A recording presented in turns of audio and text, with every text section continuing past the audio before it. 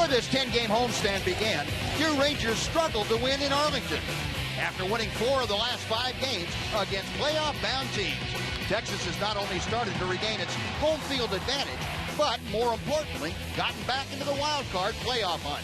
Tonight, Colby Lewis takes the Globe Life Field mound as he leads the Rangers against the division-leading Houston Astros.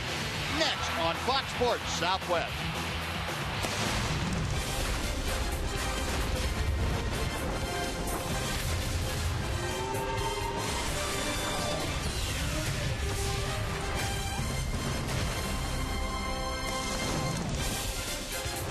Texas Rangers baseball is presented by AT&T UBERS TV.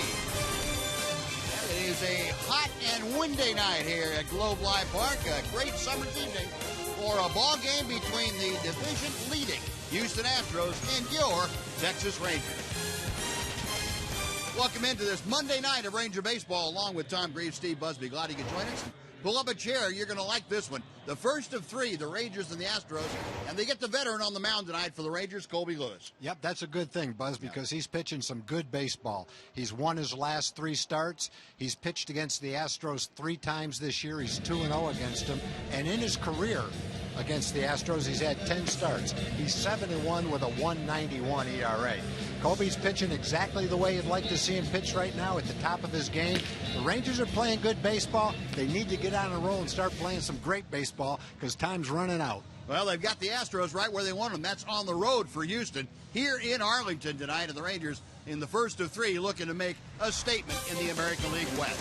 Adrian Beltre pleasing the fans. A home run would do more than the autograph. We'll be back with the starting lineup and the first pitch right after this on Fox Sports Southwest. You buy your Texas Ford dealer. Visit your local Texas Ford dealer to kick off the summer right. Ford is the best in Texas. By AT&T UBERS TV. UBERS has more live TV channels on the go than cable. And by Southwest Airlines. Book your low fare now at southwest.com. Mostly sunny sky out here this evening. Very hot night at the ballpark. Wind coming in strongly from left center field toward home plate. Before we get things underway, let's head down and say hello to Emily Jones. Em? Well, Buzz, as the season winds down, games become magnifying. Wins still count the same. However, when you're playing a team that you're chasing in your division and one that is leading the division, it might tend to take on a little more importance. However, it's important for the players not to look at it that way too much. You can't really look at it that way, but it's definitely important. You know, we just got to go out and take it one game at a time, kind of like we tried to do all year, and you know, play our best ball and try to come out on top.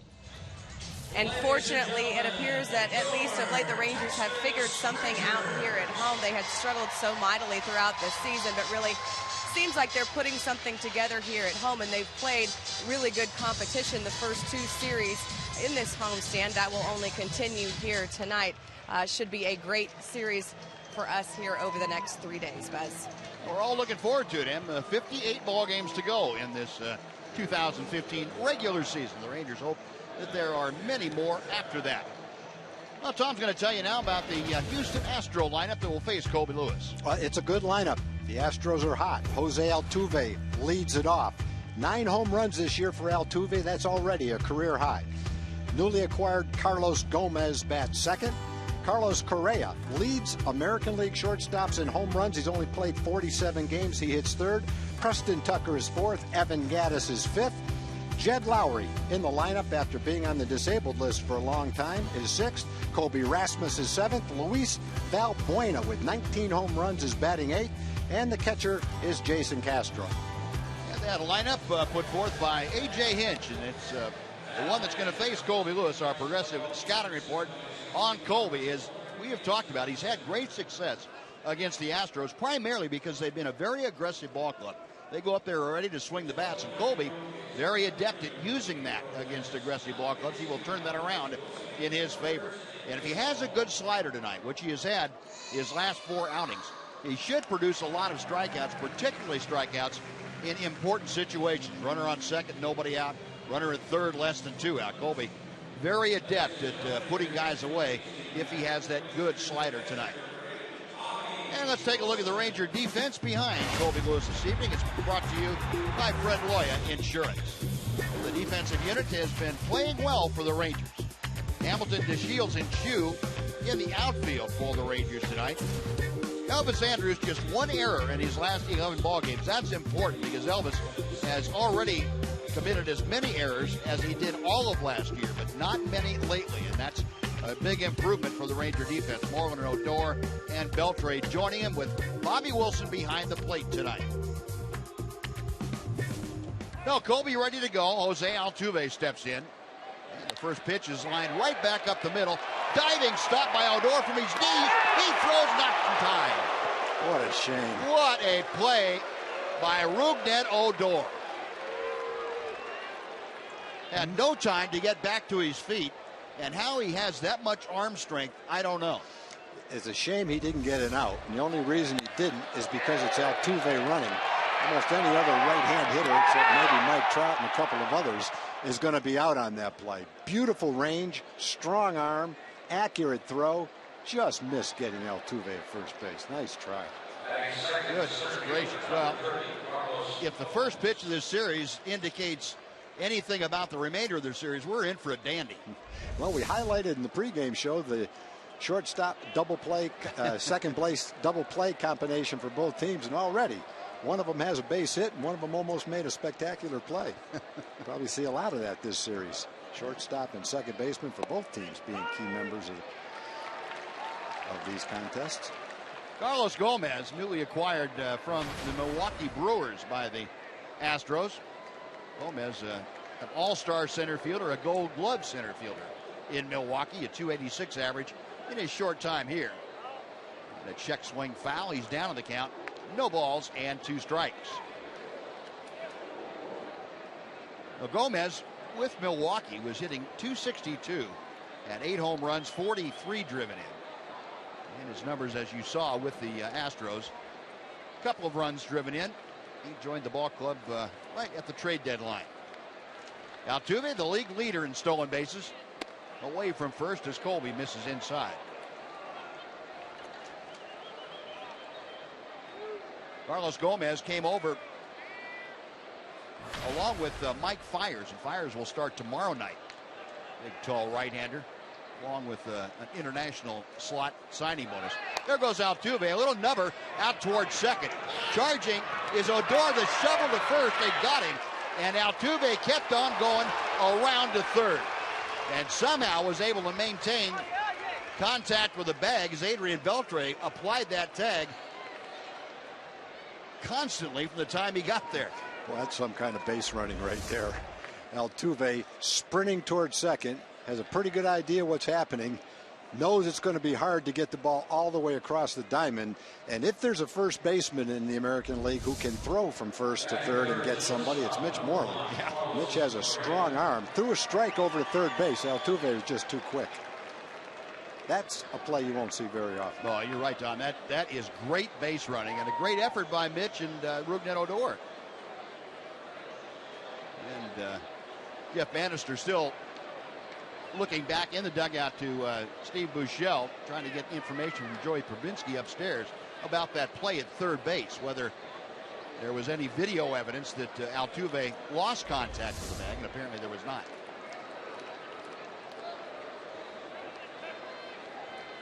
Different parts of his body touched the bag, but it doesn't look like there was any moment in time where no part of his body was on the bag.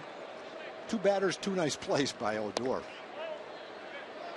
So Altuve at third now with 1 out. Carlos Correa, the Uber prospect, and now applying his wares at the major league level, and he has impressed almost everybody that has seen him. Takes a strike on the outside corner to even things up. Correa at .299, 12 home runs, 32 driven in, and .348 on base percentage. And this young man just 20 years of age. Out of play to the right. I think the easy comparison to make, Buzz, is Alex Rodriguez, who came up to the big leagues with Seattle when he was 20 years old and looked a lot like this. Although I don't know that Alex took the league by storm as soon as he got to the big leagues, quite like Correa has. Correa about an inch taller, I think, than Alex, and I can't remember exactly what Alex looked like when he got to the big leagues. Correa pulls one into the left field corner. It's hooking at the pole, and it is gone. It hit the foul pole. It stayed fair somehow, and Carlos Correa, with a 2-run home run, has the Astros on the board. I don't think there's any way that ball is going to stay fair. Correa now has 13 home runs in 48 games. That's roughly a third of the season. And it's pretty obvious what kind of numbers he would put up if you project that over an entire season. Pitch, it's probably 6 inches inside. And there's, we said you won't see many players go first to third on an infield grounder like Altuve did. You won't see many guys hit that pitch out of the ballpark and keep it fair either. Yeah.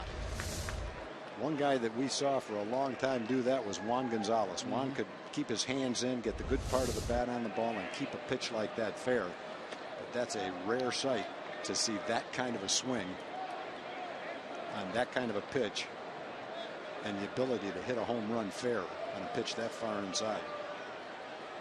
1-1 to Preston Tucker. He shoots one foul into the seats down the first base side. 1 ball, 2 strikes. Yeah, it's one thing on a pitch like that to make solid contact. That's not unheard of, certainly, and not an easy pitch to do it. But to hit that ball so it stays fair and get enough distance on it so it goes out of the ballpark, that's a whole different deal. But, Carlos Correa found a way to do it. 13 home runs now for him, and Tucker fouls back the next pitch. Still 1 ball, 2 strikes. Tucker hitting at .265. He has 10 home runs and has driven in 28. Watch this swing. The pitch is 6 inches inside. Watch his hands. When he makes contact with the ball, his hands are almost even with his stomach. That's how far he pulled the bat to get the good part of the bat on the ball. Line drive, but played perfectly by Adrian Beltre. Had it positioned just right on the left side of the diamond. Okay, we're going to look at that swing one more time. Watch as he pulls his hands in where he makes contact. His hands are just about even with the buttons on his jersey. And that's the only way he could hit the ball solidly enough to hit it that far. And the only way he could make the angle of the bat such that the ball stayed fair. You might see a guy make contact with that ball and pull it about 50 feet foul over the dugout or something. But that's not something you can teach right there. You can either do that or you can't. You could watch that for 100 years and not be able to do it. An average hitter. Evan Gaddis coming out of his shoes trying to hit that Colby Lewis fastball. No balls, 2 strikes. Gaddis handling the DH chores. You saw the numbers, 17 home runs, second on the team. 59 RBIs, leading the Astros. Lays off the slider, 1 ball, 2 strikes.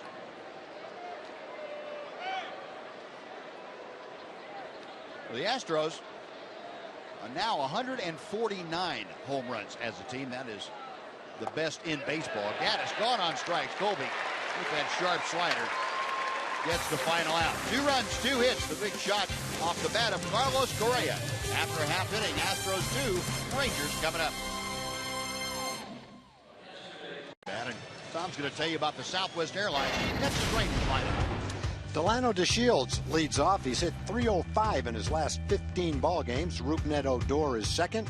Prince Fielder is third. Adrian Beltre hitting .321 in his last 20 games is batting fourth, followed by Mitch Moreland and Josh Hamilton. Shin-Soo Choo is hitting seventh. Since the All-Star break in 11 starts, Shin-Soo is hitting .366. Hot-hitting Elvis Andrus is hitting eighth, and Bobby Wilson gets the start behind the plate. And Jeff Bannister putting that lineup together, and they will face the young right-hander, Lance McCullers, who deals strike 1. McCullers, the youngest starting pitcher in the major leagues right now, 21 years of age. A very lively fastball, a power curveball, and an improving changeup. Young man grew up around the major leagues, at least as far as his dad telling him stories about it. His dad, you'll remember, pitched for 7 different seasons at the major league level, and one of those was with the Texas Rangers. Very advanced, so Lance McCullers is because of that experience. Inside, 2 balls and a strike to Delano DeShields. So the Astros have the youngest starting pitcher. They've also got the youngest position player in Correa. Right.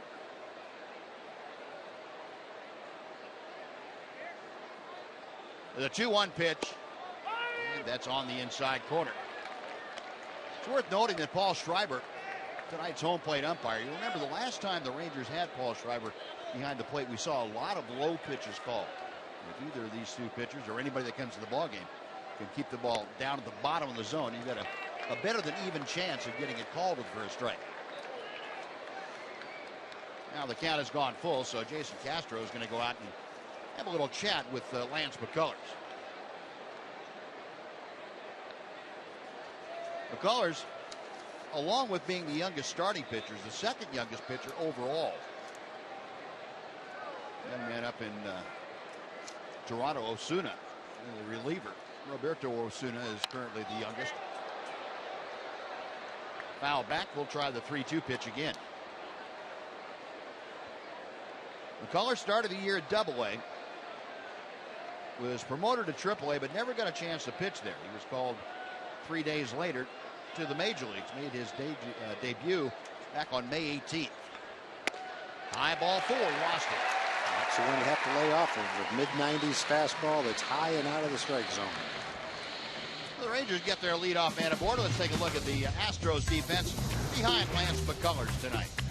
And with Carlos Gomez in center, it has improved. And even without him, they had a .987 fielding percentage. That's second in the American League. Tucker and Rasmus surrounding Carlos Gomez. Valbuena getting his first career start at first base 2 nights ago. He's back there again, and he's joined by Altuve and Correa, and also Jed Lowry over at third. Well, the leadoff walk gets DeShields aboard. Now Rougned Odor will step in. DeShields very much a stolen base threat, and that's something that Rangers have encouraged Delino to do, especially you get down early like this. You want to make a statement in the first inning, get on base, and swipe a bag for the team. Delino has 16 stolen bases. That's currently tied for 5th in the American League. Odor hitting at .262 with 8 home runs. He has driven in 34. Rougned, remember, broke in with the Rangers against the Astros last year. He lands one to right field, a base hit. Not stopping at second. Delino DeShields headed to third. He beats the throw. And the Rangers, just like that, a walk and a single, have runners at the corners and nobody out. We talked about Altuve going from first to third on an infield roller.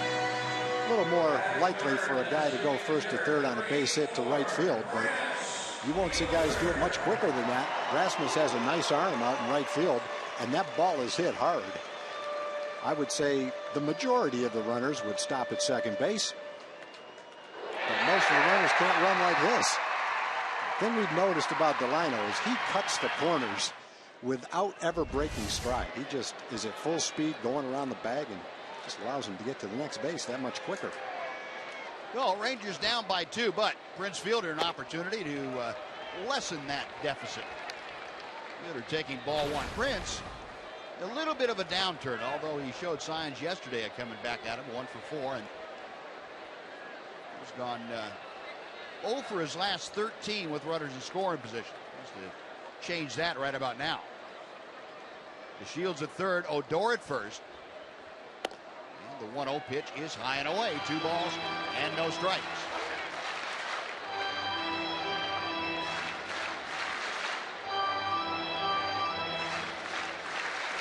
McCullers is one of those kids that got to the big leagues quickly. Pitched in A-ball, first couple of full seasons in the minor leagues. Only had 29 innings in Double-A this year. Gave up 2 earned runs in 29 innings in Corpus Christi. And he was in the big leagues. Fielder shoots a base hit to left field. DeShields score. The Rangers cut the deficit in half. It's now 2-1. And still nobody out. One thing that's happened so far with the Ranger hitters is they haven't allowed him to get a count favorable enough to feature his off-speed pitches. He's thrown all fastballs, hasn't thrown as many strikes as he normally does, and the Rangers have taken advantage of that. Worked a walk and 2 solid base hits.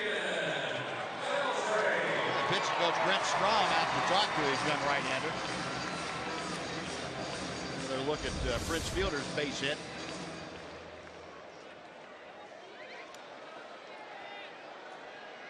McCullers in his last outing against the Angels went 7 innings, did not walk a hitter. Gave up 1 run on 5 hits in 7 innings. The Rangers treating him in a manner which he is not accustomed to at the moment. Another good at bat to get it started by Delano. A lot of leadoff hitters wouldn't have walked if they saw the same pitch as Delano saw. And a fastball in at the knees to Beltre. Adrian at 262. 8 home runs, 27 driven in. Got Odor at second, Fielder at first. Nobody out here in the bottom of the first inning. 0-2. We were talking about Lance McCullers. We'll take a look at our Kubota stats, our power stats of the evening concerning Lance McCullers. First pitcher in Astros history to allow 3 earned runs or fewer in 12 of his first 13 career starts. The Astros have had some pretty good pitchers come through over the years, too. It's pretty good company.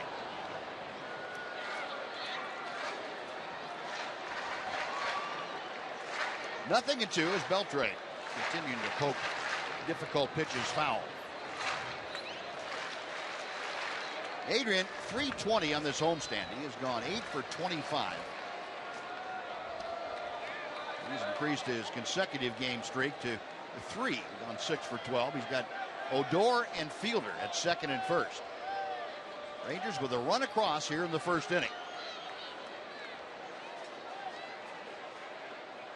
McCullers now not able to get together on the sign with Jason Castro, so he steps off. McCullers not a big guy. He's 6'1", not 208 pounds. 1-2.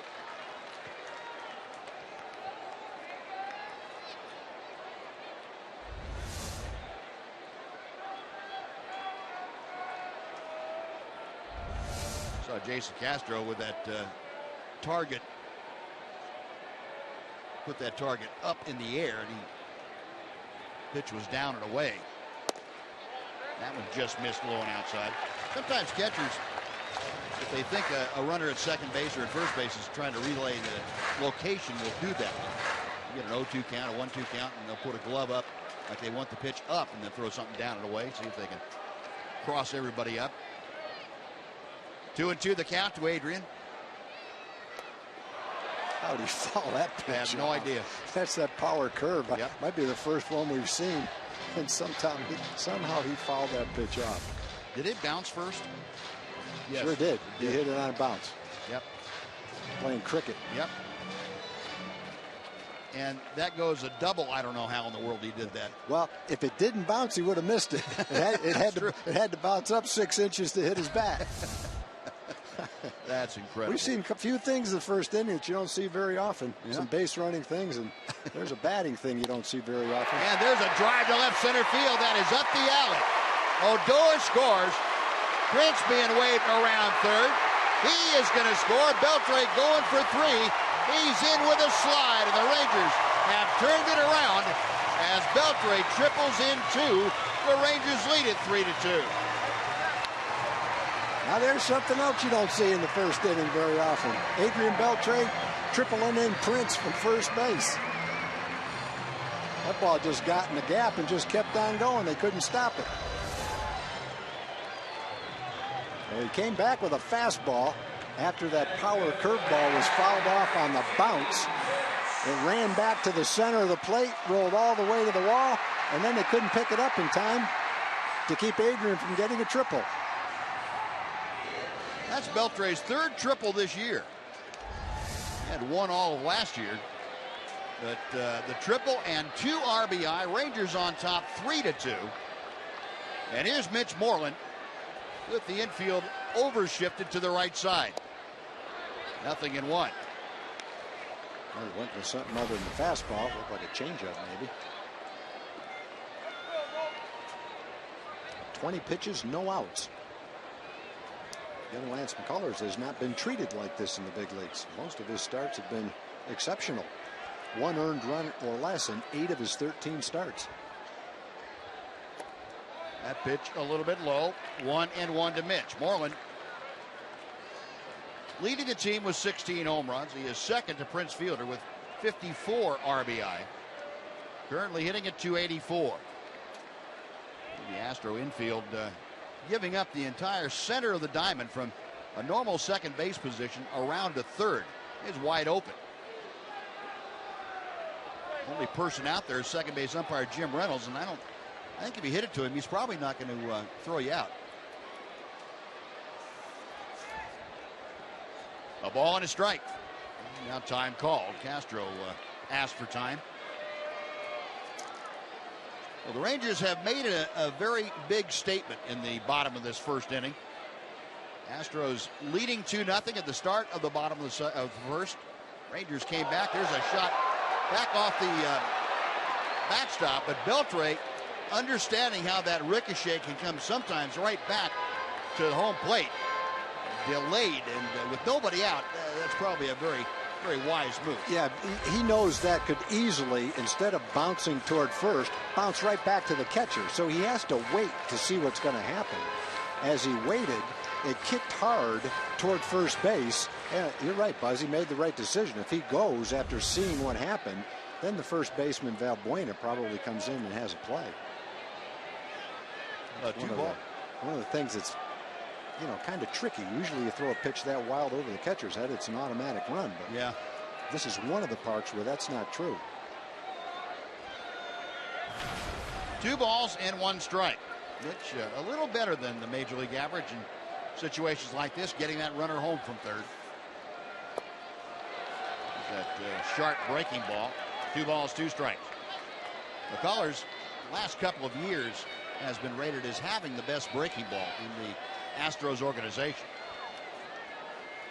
He's been as high as the number 5 prospect, according to Baseball America, in the Houston chain. 2-2 to Mitch.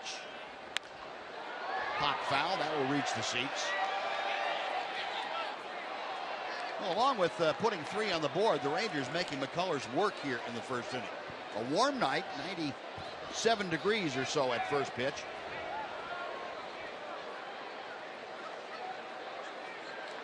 Crowd just settling in, and they are in for a treat. You're all in for a treat this next 3 nights.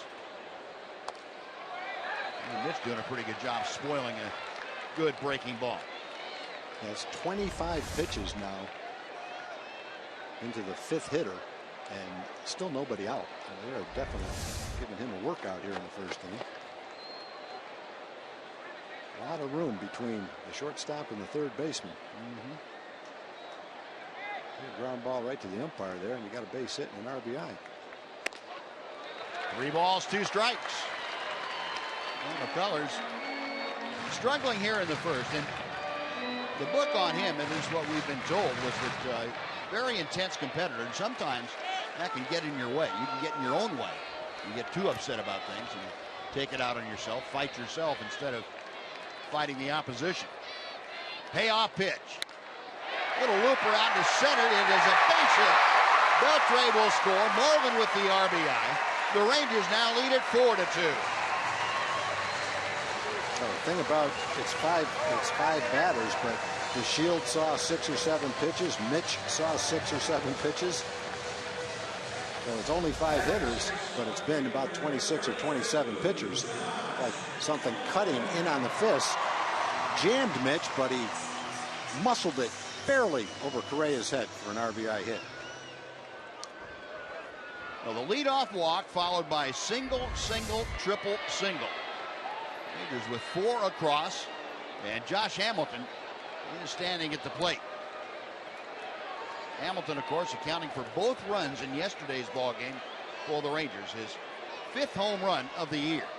A 2-run blast, and that propelled the Rangers and Martin Perez to a 2-1 win. That power changeup, 0-1. Hamilton hitting at 245. He is now driven in 16. On base percentage, as Josh was talking about, not anywhere near where he would like it or where he expects it to be. 1 ball, 1 strike.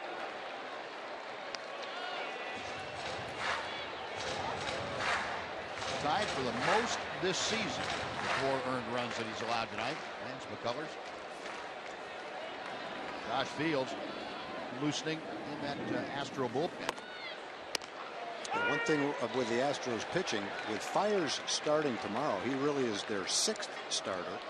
McHugh, McCullers, Keuchel, Kazmir, Feldman, which leaves 6 guys in the bullpen. And so on a night where you might have your starter go short, the bullpen's a little short as well. Our AT&T U-Verse Rewind. We'll take you back to yesterday in the 6th inning. Josh Hamilton with the blast into right field.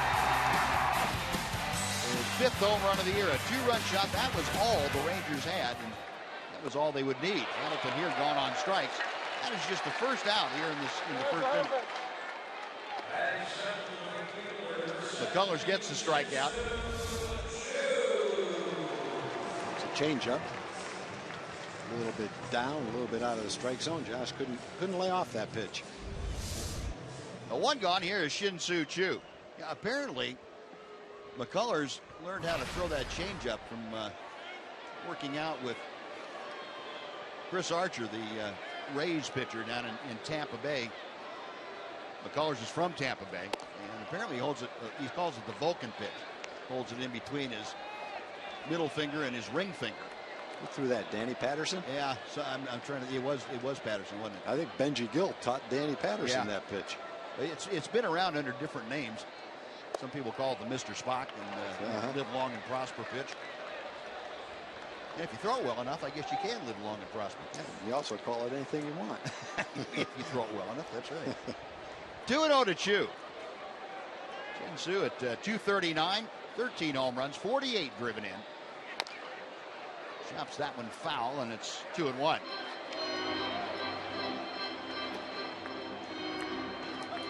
For a young starter, McCullers already has a complete game.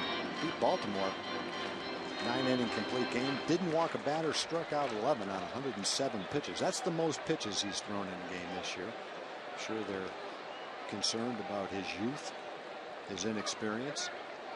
Long season, how many pitches, how many innings, all those things enter into it. Choo a drive to right field. Looking up is Rasmus. Goodbye. 6-2 Rangers.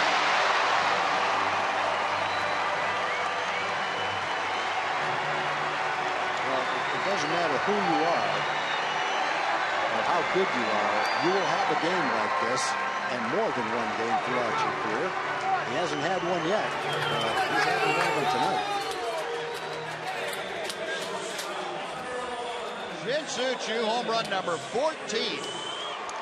And the Rangers have hung a 6 on the board in the first. Well, that's a nice thing to see, too. Pitch up and in. That's a pitch that his goal, cuts that ball in, is to jam the hitter, and he didn't. Choo got the good part of the bat on it and lifted it right out of the ballpark. Choo hitting .370 since the All-Star break in the starts that he's had. That's a great thing to have going on right now. One of the reasons the Rangers offense is clicking now better than it was earlier. He's like Choo are getting hot. Elvis fouls it out of play, and the count is 1-1. Elvis is the 8th hitter the Rangers have sent to home plate in this first inning. 6 of them have scored. There's still just one out. Elvis at 356 or 256 for the year. McCullers drops one in. It's 1-2. And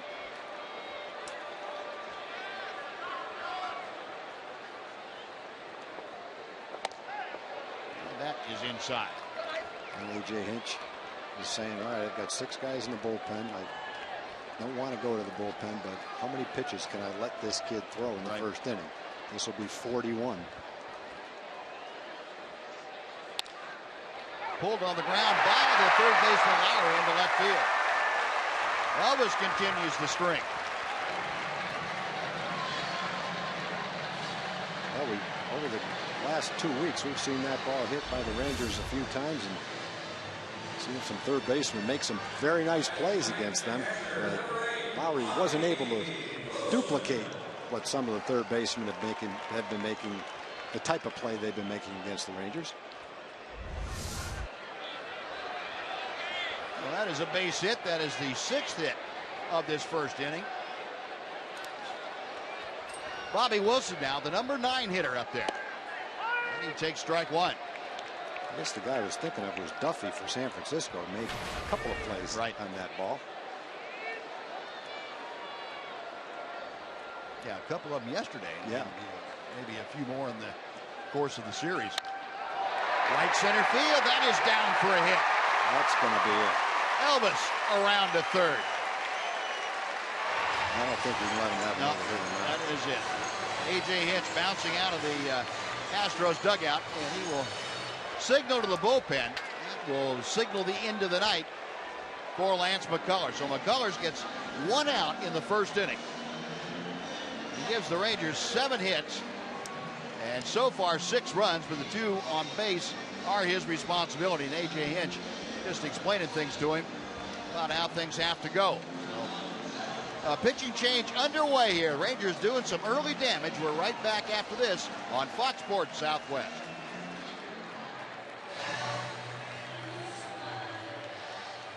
Go to us. Use hashtag Southwest Data Strong Fan, and you just might see yourself on an upcoming broadcast. That's all brought to you by the good folks at T-Mobile. We'll have the selection for tonight a little bit later on. Well, Josh Fields has come out of the Astros bullpen to take over. He inherits runners at first and third. Still just 1 out here in the first inning. 6 on the board for the Rangers. They lead it 6-2. Yeah, I think, Buzz, the games and innings tells you all you need to know about the Astros bullpen tonight. Fields is in the first inning. He's pitched 36 games in 34 innings. So he's a short guy. Generally pitches much later in a ball game. But the way they're structured right now with Fires starting tomorrow, they really don't have a long man. They've got 6 short relievers right now. And they did not anticipate having to use a reliever in the first inning. And Delino to Shields pops it up.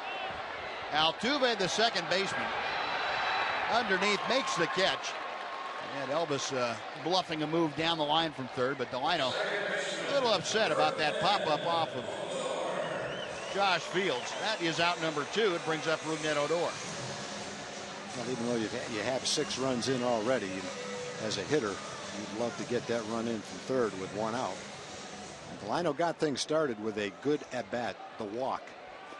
All fastballs. Tough to lay off some of those high fastballs, but he did. Fouled one off 3-2, worked the walk. Here's Odor, who singled to right field.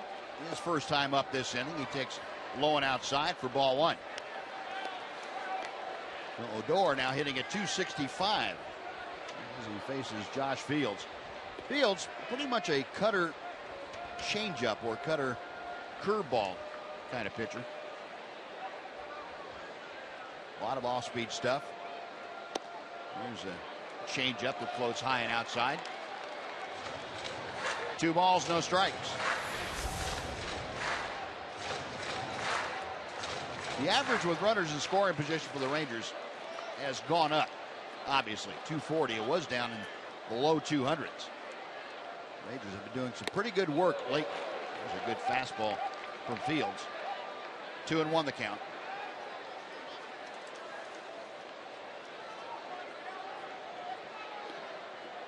Rangers as a team have hit 262 in the last couple of months, and a lot of that work with runners in scoring position.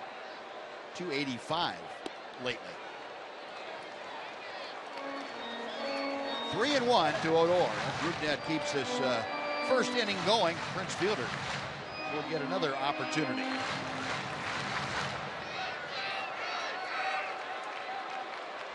Elvis at third. Bobby Wilson at first. And Odor pops it up. Correa, the shortstop, backing out, centers himself underneath it, and makes the catch, and that will do it. But the Rangers put 6 on the board. They send 11 men to the plate. 6 of them score. Shin-Soo Choo capped it up. We'll come back for the second inning now with the Rangers on top, 6-2.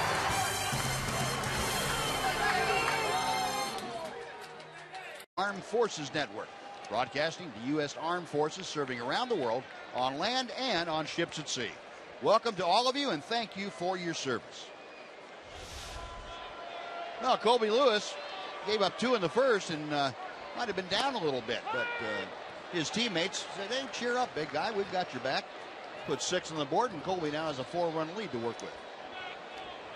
Jed Lowry, the switch-hitting third baseman, leading things off for the Astros. Hard hit, Moreland to his right. Nice pickup. And Colby covering for out number 1. Give Colby a little extra time to make his way back to the mound. Colby says, thank you, I'll take it. Colby celebrated his 36th birthday yesterday. I would imagine 2 years ago, if you told Colby that he'd be out here on the day after his 36th birthday, supporting the Rangers and pitching against the Astros, he would have said, well, we'll see. I've always admired pitchers like Colby. Charlie Huff was another as he got older. But the agility is not quite the same as when they were younger. But it seems no matter what kind of play it is, very seldom do they get beat to first base, covering first base. Yeah, you're right. You figure a way to get over there. Yeah. Colby Rasmus, left-handed hitting right fielder, fouls back the first pitch. Rasmus, 13 home runs, 36 driven in. He's enjoyed some success against Colby in his career. 5 for 15. Astros still playing without George Springer. They're one of their highly prized young outfielders. Is still on the disabled list. Looks like it's going to be another month or so before the Astros have him back in the lineup. He probably would have caught Chu's home run. Yeah. Would have jumped about 10 feet in the air. Spider-Man. Good chance. That was a heartbreaker he took away from Martin earlier in the year, boy. Looked like Martin had a game winner, a walk-off game winner. Yeah. Springer went up over the wall and caught it. And that's not the only great catch he's made against the Rangers. He's some kind of athlete. 1-2 pitch. Couldn't get Rasmus to go after that back foot slider. 2 balls and 2 strikes. Well, Colby up among the leaders in the American League in a lot of categories. 11-4 this year. 5th time in his career that he's gone double figures in wins. Out of play.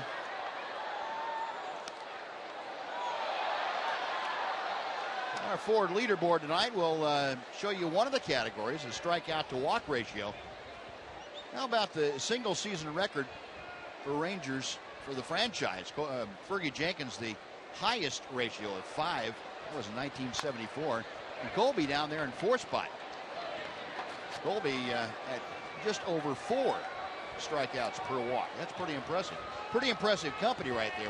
Anytime you're on a list with Fergie Jenkins and Gaylord Perry and John Burkett, you know it's got to be something pretty impressive. It's good. It's a good thing. This one popped up. Beltre over toward the railing, but he's going to run out of room. That's about 5 rows deep.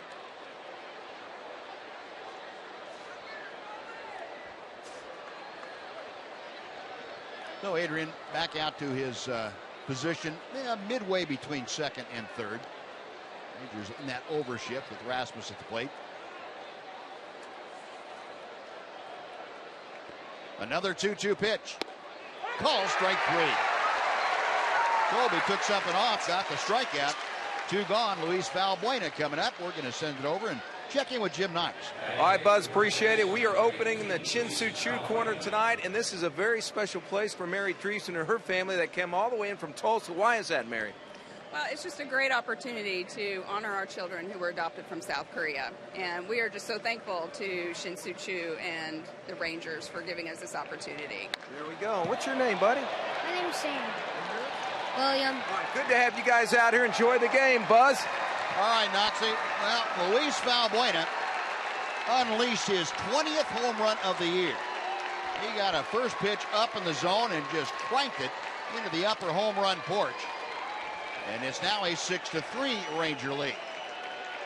Second home run of the night against Colby Lewis. Valbuena had 19 home runs in his first 64 games. That's the first home run he's hit in 84 at-bats. He was in a 20-plus game drought, but he got the high fastball, and he showed how he hit the 19 home runs in the first 64 games, just like that. Now Jason Castro takes low and inside.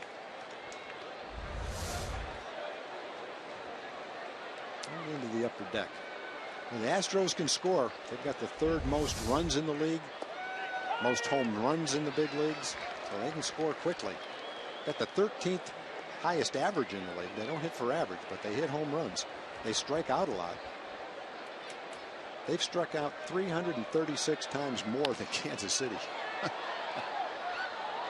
That's over 3 times a game more than Kansas City. So they strike out. They don't hit for high average, but they hit home runs. They lead the league in stolen bases by 11, and they've hit into the fewest amount of double plays. 1-2 pitch is fouled off. We'll try it again. I guess you hit into fewer double plays when you strike out more than anything else. Yeah, and hit a lot of balls in the air. Hit a lot of balls in the air, yeah. So it adds up to no matter what the score is, you don't feel comfortable till the game's over because they can score. Exactly. 1-2 to Castro, as you saw, a .221 average. That ball's hit well to right field. Hooking into the corner, it is over Chu's head. Plays it off the wall. Castro into second. He will beat the throw, and he has a 2-out double.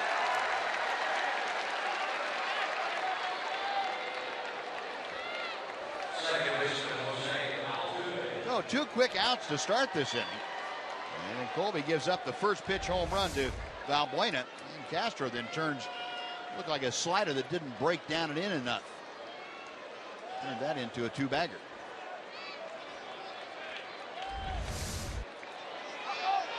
That takes the Astros back to the top of the order for Jose Altuve.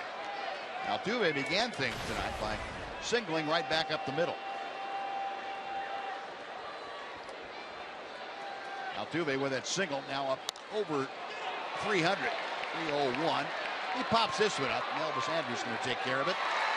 That will do it. Let the Astros add another run on the board. A run on 2 hits and 1 left. After 1.5, Rangers leading 6-3. Is brought to you by your Texas Ford dealers. Visit your local Texas Ford dealer to kick off the summer right. Ford is the best in Texas. Well, Rangers on top 6-3 now as they come to bat here in the bottom of the second inning. Prince Fielder, Adrian Beltre, and Mitch Moreland, the first 3 to do the swinging against Josh Fields, the 29-year-old from Athens, Georgia. Prince Fielder stepping in, had an RBI single in the first inning and then came around to score himself.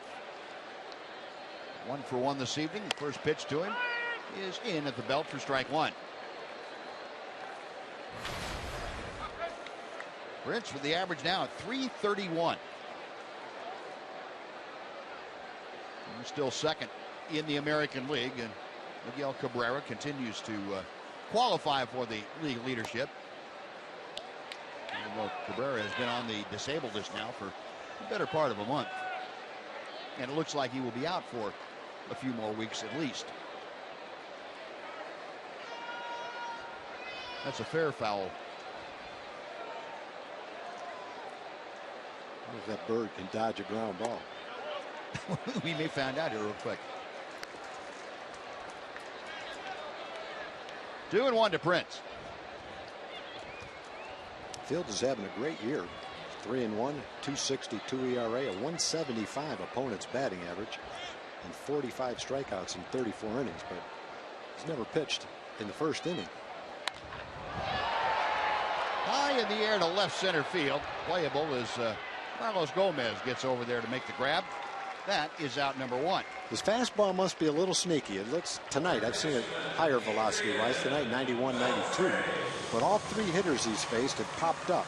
DeShields, Odor, and Fielder a little bit late, just a tad late on high fastballs. Generally that tells you they're not picking it up quite as well as they'd like to. It looks like he has one of those little short arm motions, or a little bit of a short arm motion, where you can't see the ball behind him very well. Here's Adrian. He rams it again up the alley in left center field. Same thing he did last time. It's going to the wall. I think he's going to settle for 2 this time. Look, he's going to go. He had no intention in the world of going to third base, but he deked everybody. Yes, he did. If you watched him go around second and you were a fan, you're going, oh no, he's going to third. 18th double of the year for the Ranger third baseman. Makes it tough to stop when you go around second like this. Almost a carbon copy of the ball he hit his first time up. Split the gap. I had no trouble getting on top of that fastball.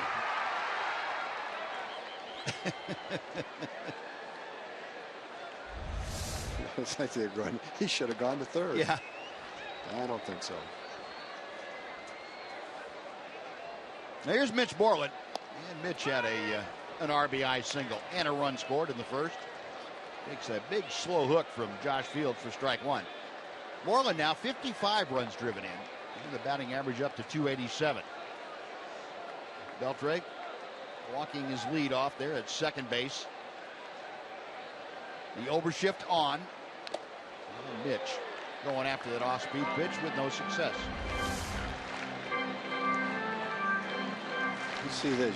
Well, I'm going to stop. He uses his arms. Like an airplane putting on the brakes when it hits the ground. See him about 2/3 of the way to second base. He dropped that head down like he was going to keep on going. He stopped a little quicker than I thought he did. Well, that was slow motion. Oh, okay. 0-2 to Moreland.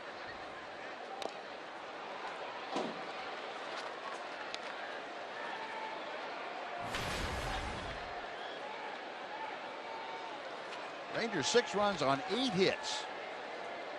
They just have 1 out here in the second inning.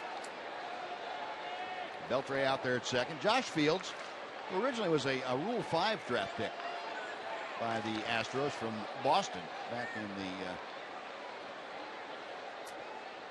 pick in the offseason between 2012-2013 seasons.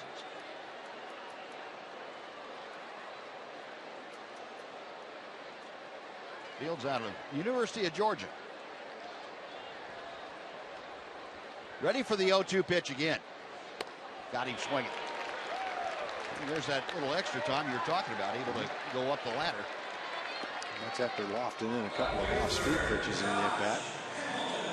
Good high fastball. Felt high fastball. In that at-bat, Mitch had some off-speed pitches near the center of the plate. He fouled them off. And then after several of those 75-mile-an-hour pitches, the 94-mile-an-hour fastball was tough to catch up with. Now with 2 out, here's Josh Hamilton. Hamilton, the strikeout victim as he faced Lance McCullers in the first. Now facing Josh Fields, the infield again into an overshift. Changeup floats high and outside for ball 1. Astros with Altuve on the right side of the infield as the second baseman, the middleman of those 3. They don't have him go way out into right field with Hamilton up there because Josh runs very well. And he stays at the very back end of the skin portion of the infield. 2-0 the count.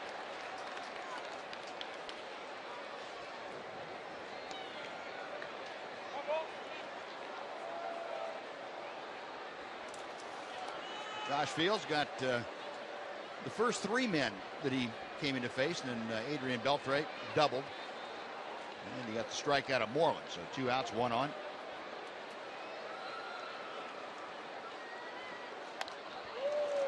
Two and 1 to Hamilton.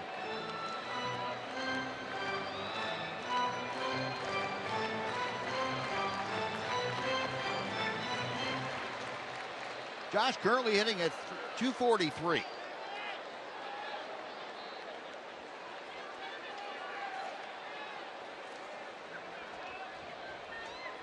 Jason Castro flashing the signs out. Fields ready. 2-2.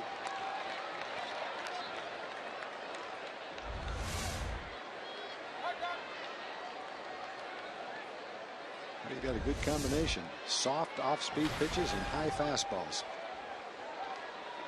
Five opponents are hitting 175 against him.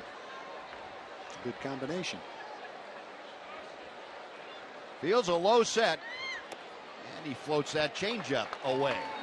3 balls, 2 strikes.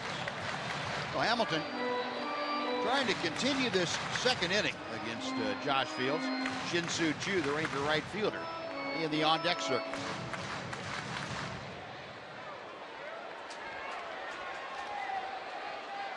Beltre looking around, see who is where defensively. Only player close to him is Carlos Correa, the shortstop. Payoff pitch is fouled off to the left.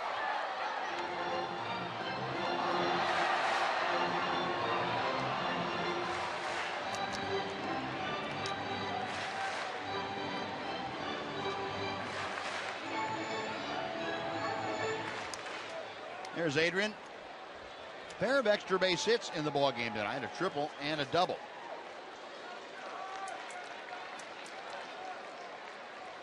Fields again with a 3-2. Saying one thing, he doesn't really care if he throws that changeup high or not. He's hung about 8 off-speed pitches, but Rangers haven't connected with one yet.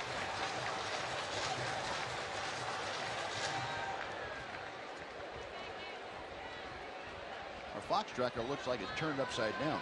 Yeah. What you would normally think.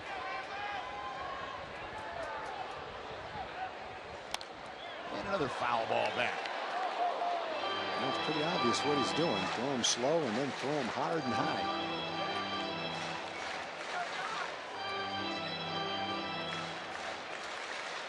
Crowd on hand tonight have seen pretty much an offensive explosion for both teams. Already had 3 home runs in this ball game. 2 by the Astros, 1 by the Rangers. See if Josh can add to that total.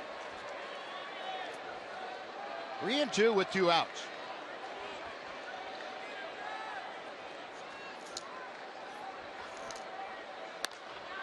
He popped it up.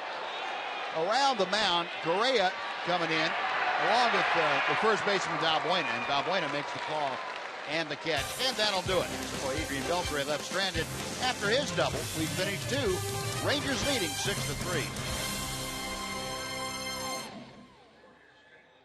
See a Rangers cowboy hat. That's courtesy of Coca-Cola and Walmart. You don't want to miss out on this must-have fashion accessory. Shows your Texas pride. Just visit TexasRangers.com or call 972-RANGERS. Mitch Moreland takes care of the pop-up off the bat of Carlos Gomez right in front of the Ranger dugout. 1 pitch and 1 away here in the 3rd inning for the Astros. Well, Gomez 0 for 2, and now Colby Lewis will face Carlos Correa. Correa's hit a bolt right down the left field line, and I didn't think there was any way possible that ball was going to stay fair, and it clanged off the foul pole. About a third of the way up the foul pole, too. It didn't just hit a little tiny thing down there.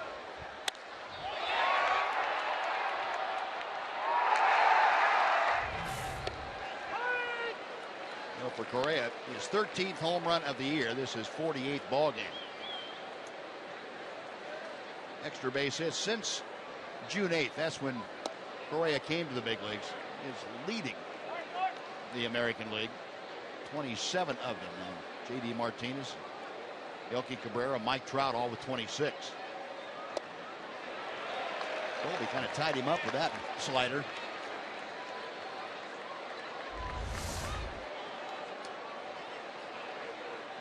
Now that's the Colby Lewis slider, in case he had not been introduced to it properly before. Hit well to right field. Chu is going back at the track, and he makes the catch. Well, Correa taking it the other way, but he's a long out. 2 gone before Preston Tucker steps in. We're going to send it back to Aaron Hardigan for a Mazda game break.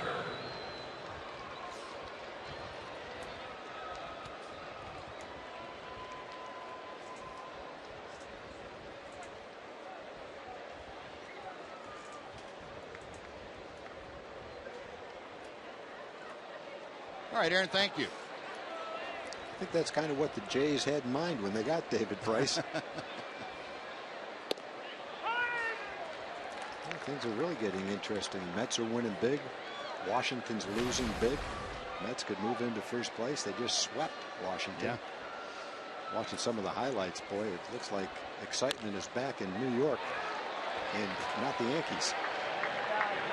A little pop-up off Tucker's bat, right off the fist. Colby has a 1-2-3 inning. He is now sent down 4 straight. After 2.5, Rangers by 3. A score of 6-3 as we welcome you back to Globe Life Park in Arlington. And the Rangers' struggles here at home this season have been well documented, but they've begun to turn things around, particularly on this homestand. Delano DeShields offers this explanation. Pieces are coming together, you know, in addition to Cole Hamels and some of these other guys. I think it's really gave us a boost of confidence. And, you know, this is when it gets fun. The trade deadline's over with. And, you know, it's the push the last 2 months of the season. It's not how you start, it's how you finish. So I think a lot of these guys, they've been in a position like this before. And because so many guys have been in this position before, guys like Delano DeShields haven't been, but they can learn from the guys who have. And it's nice to see those young guys taking note of their elders who perhaps have just a little bit more seasoning in this situation, guys. Okay, yeah, thank you. That's a delicate way to put it. I like that.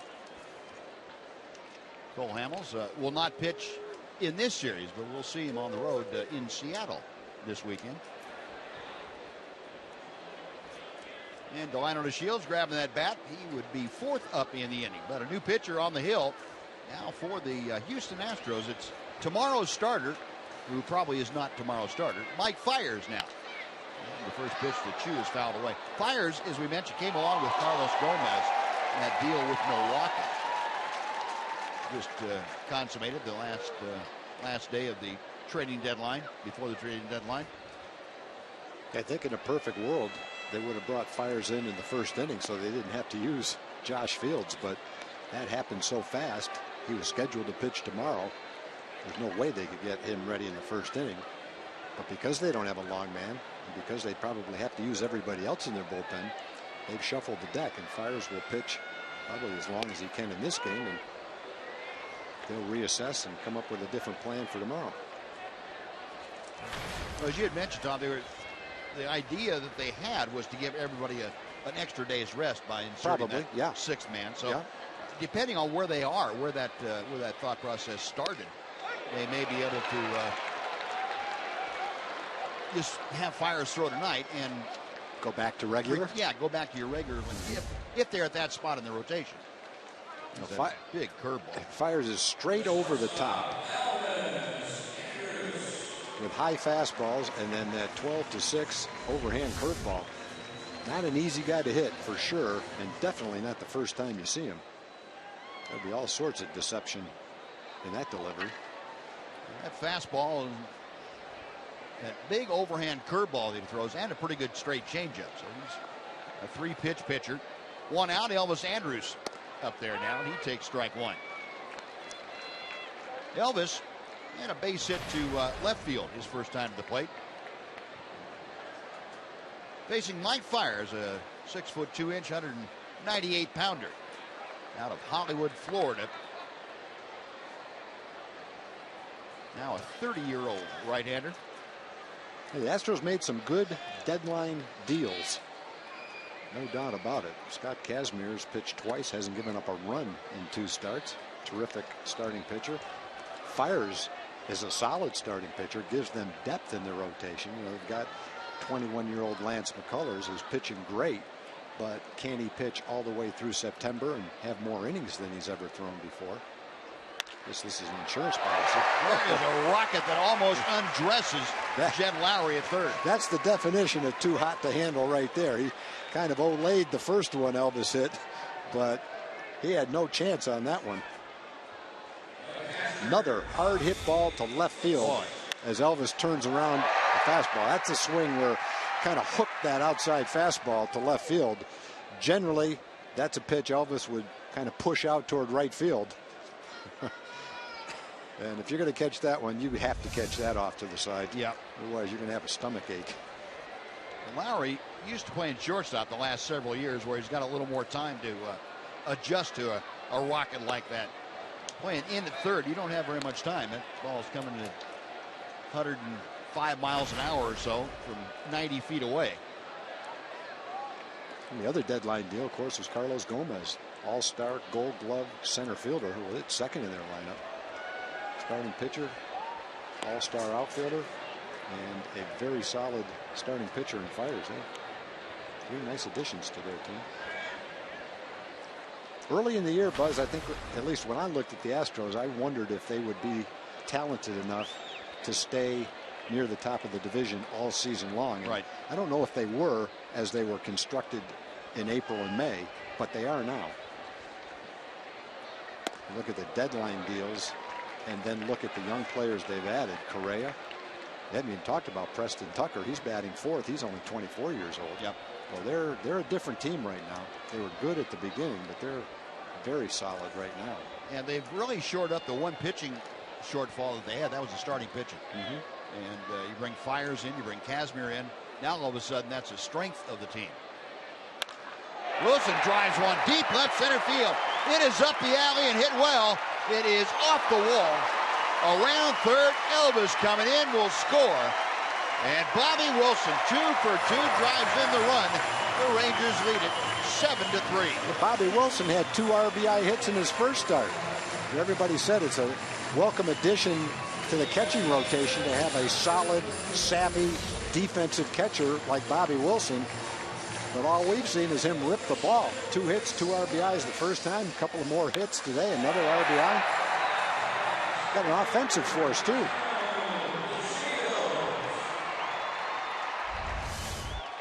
Well, Bobby Wilson had 4 out of 6 as a Ranger.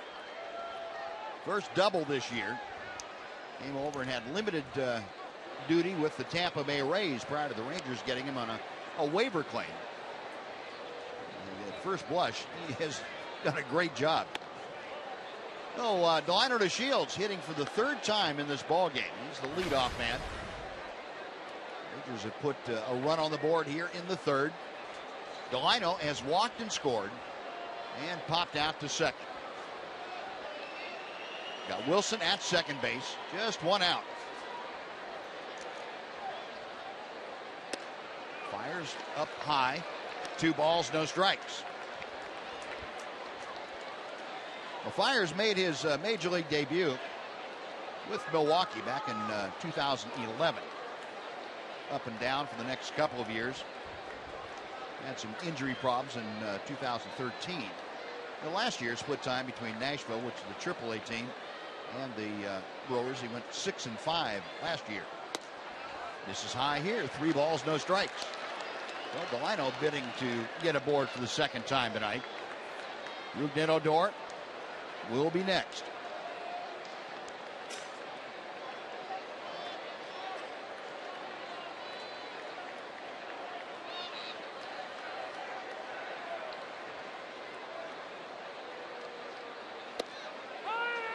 Three balls and a strike.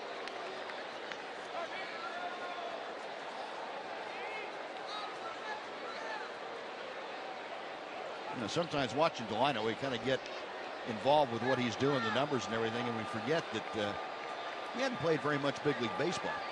This is his 4th month in the big leagues.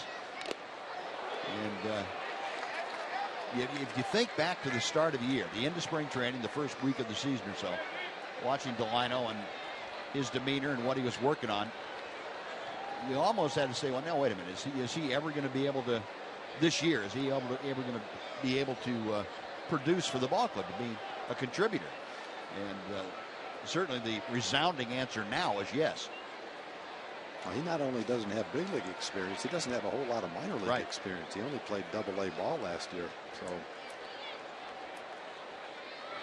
the one thing you have to say about the lineup is whether or not it looked like he would have a chance to make the team, what the role would be.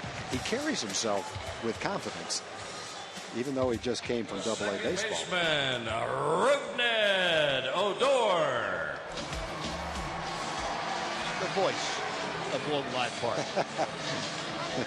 Chuck Morgan, he is one of a kind. Boy, he is something. He's got a whole generation of folks that have grown up in this ballpark that when they hear Chuck's voice, they want to play ball. Rugned 1 out of 2 tonight. Singled in the first inning. The first time up in the first inning. Second time up in the first inning, he popped out. There's that big overhand hook for strike one. Rugned at 264, hitting with Bobby Wilson at second, Delino to Shields at first. Rangers leading 7-3. They have out hit the Astros tonight 10-4.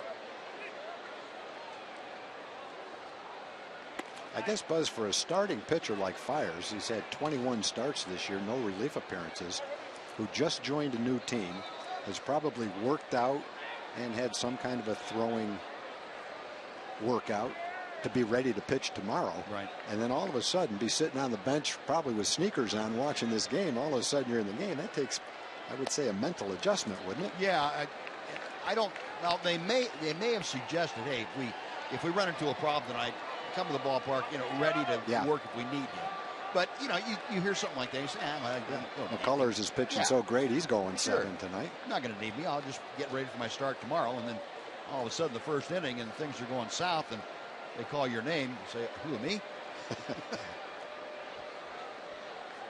2-1 to Odor. That ball's hammered to right field. Rasp is playing shallow. It's over his head, and it's going to the wall. Wilson scores. DeShields turning it on. He's around third. He will score. Into third with a triple is Odor, and the Rangers lead it 9-3. I'll tell you what, then, that's exactly what you deserve if you play Rugned Odor that shallow in right field. And that's where you would play a soft-hitting right-handed hitter. He's playing him back of second base.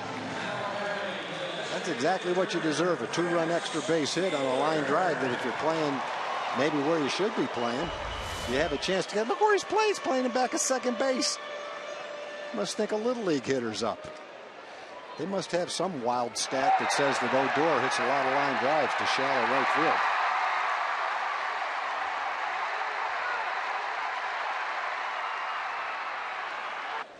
Well, Rugned, a 2-run triple, and the Rangers have hung 3 on the board here in the third. Lead it 9-3. Now with Odor at third and still just 1 out. Prince Fielder up there, and the infield pulled all the way in. That swing, I don't think Prince was really looking at where the infield was. He was trying to gauge the wind, see how far he had to hit it to get up in the jet stream. They have, I'm sure, scientifically placed their defensive players, but I've never seen a right fielder play Prince right there either.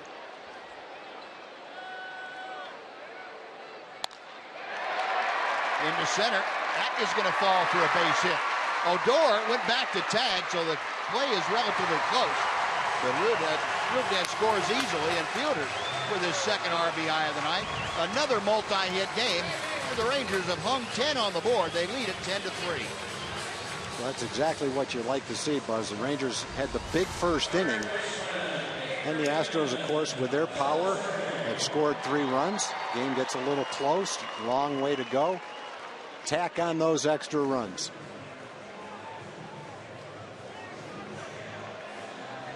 Got some arm strength, but that one was a little bit off target. Yep. Ruby got back just in time. Hustles in and scores on that base hit. Strikeout to start the inning, but it hasn't gone very well since then. Single, double, walk, triple, single. And the latest off the bat of Prince Fielder, who now has 42 multi-hit games this year. And that is the most in Major League Baseball. Well, that little mini 10-game swoon that Prince was in, that's probably a thing of the past. A 10-3 Ranger lead. Adrian Beltre now with a triple and a double tonight. Fiers pitch for strike one. Beltre a 2-run triple in the first, a double in the second. Average at 266. You remember Adrian, he was with Boston when he had the cycle here at Globe Life Park.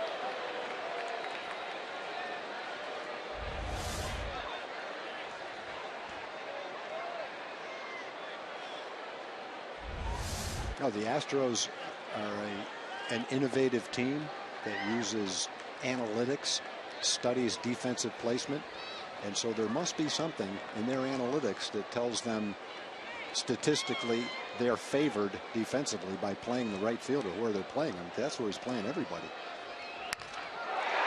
He's not going to get that one. Beltre shoots it to right. He is 3 for 3, and now just a home run shy of the cycle.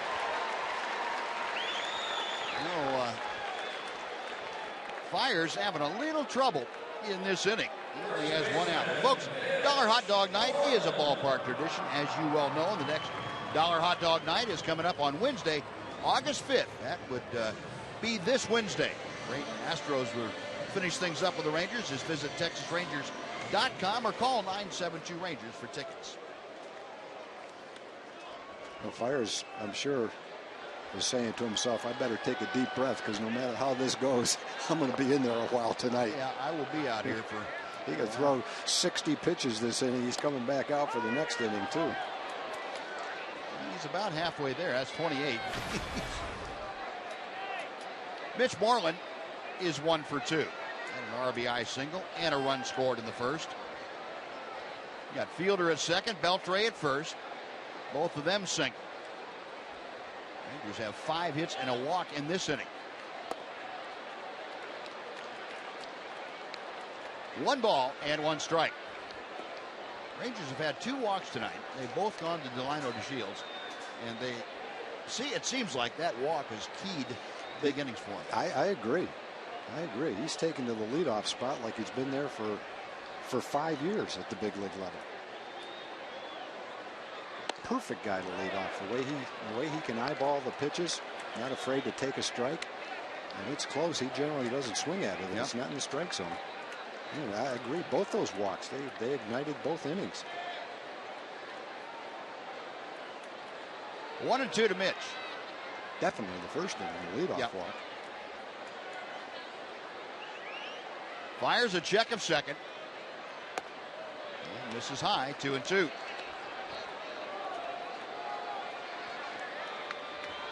Mitch, the average at 286.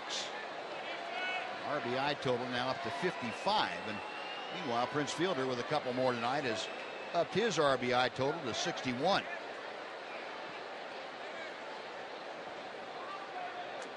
The 2-2 offering.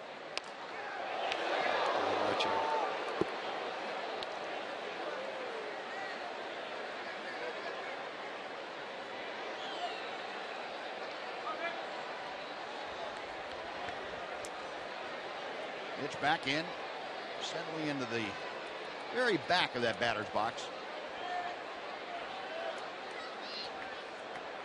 Fiers reading the signs from Jason Castro.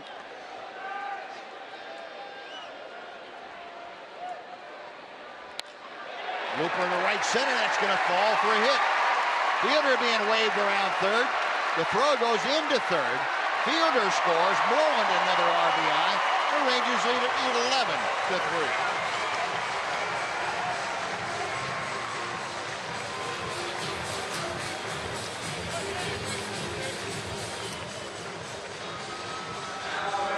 Already in the third inning, 5 Rangers have 2 RBIs. Second ball, Mitch is muscled out in the outfield for an RBI hit.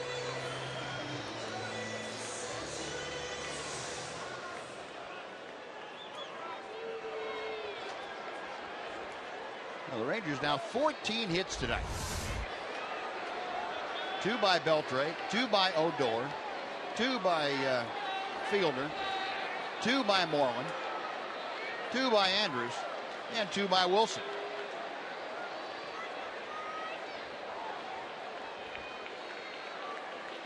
After the strikeout, there's been 6 hits and a walk, 33 pitches.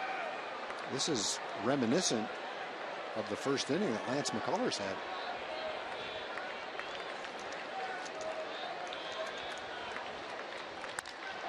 Hamilton to center field. This one playable for Gomez. Makes the catch, and Beltre bluffs the move toward third, but hangs on. Well, Hamilton 0 for 3. And that is the second out here in the third inning. And for the second time this inning, Shin-Soo Choo will come to the plate. Second time in 3 innings, the Rangers batted around.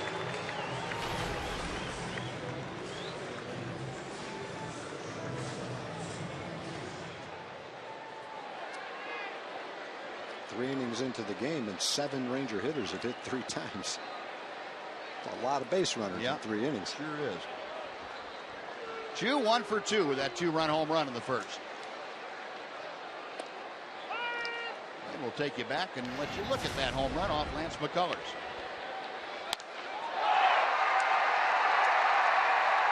Choo got that fastball inside and turned on it. His 13th of the year. Make that his 14th of the year. Way inside. 1 ball and 1 strike.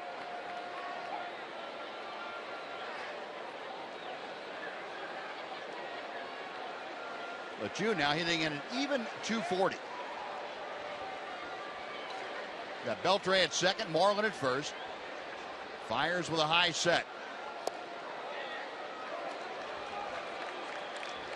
2-1.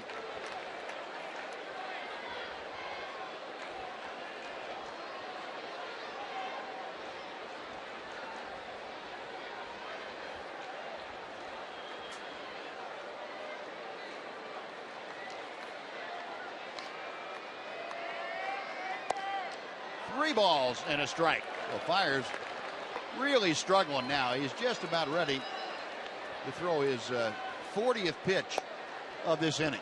And A.J. Hinch has to feel like his hands are pretty much tied now. Yeah, it's a game like this kind of comes out of nowhere.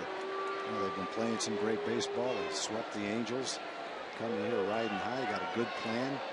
Mix in a 6th starter, give everybody a rest. Just shows you what can happen in baseball. Within an hour, all those plans are completely turned around. And ball 4 loads him up. Elvis coming to the plate.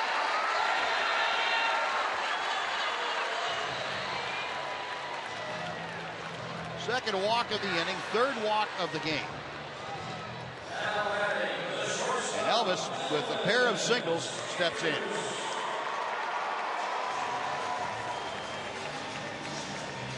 Well, we've been talking about Elvis a lot. If you've watched a lot of our games, it won't be the first time you've heard us talk about Elvis.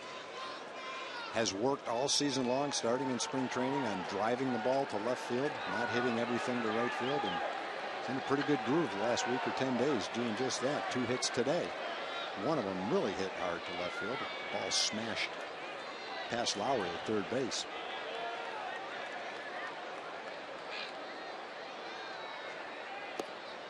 Takes that first pitch a little bit low for ball 1. Elvis face Fires as the second hitter of the inning. Singled sharply to left field. Again, almost took the left arm off of Jed Lowry, the third baseman. Came around to score on Bobby Wilson's double. And then the floodgates open.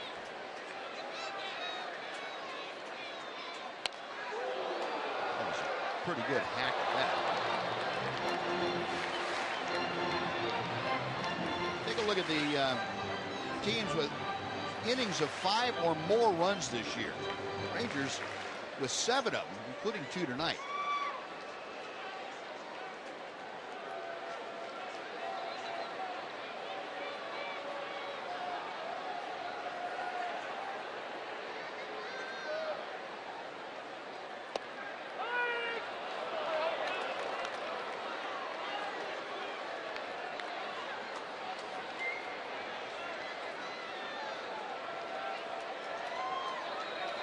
A ball and 2 strikes.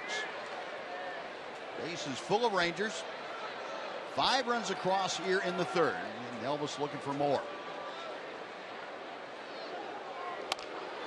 Slowly hit the 3rd. And Lowry on the run, throws him out. That will do it. Again, Rangers send 11 men to the plate. 5 of them score. 3 are left. We have finished 3. It's the Rangers 11 and the Astros 3.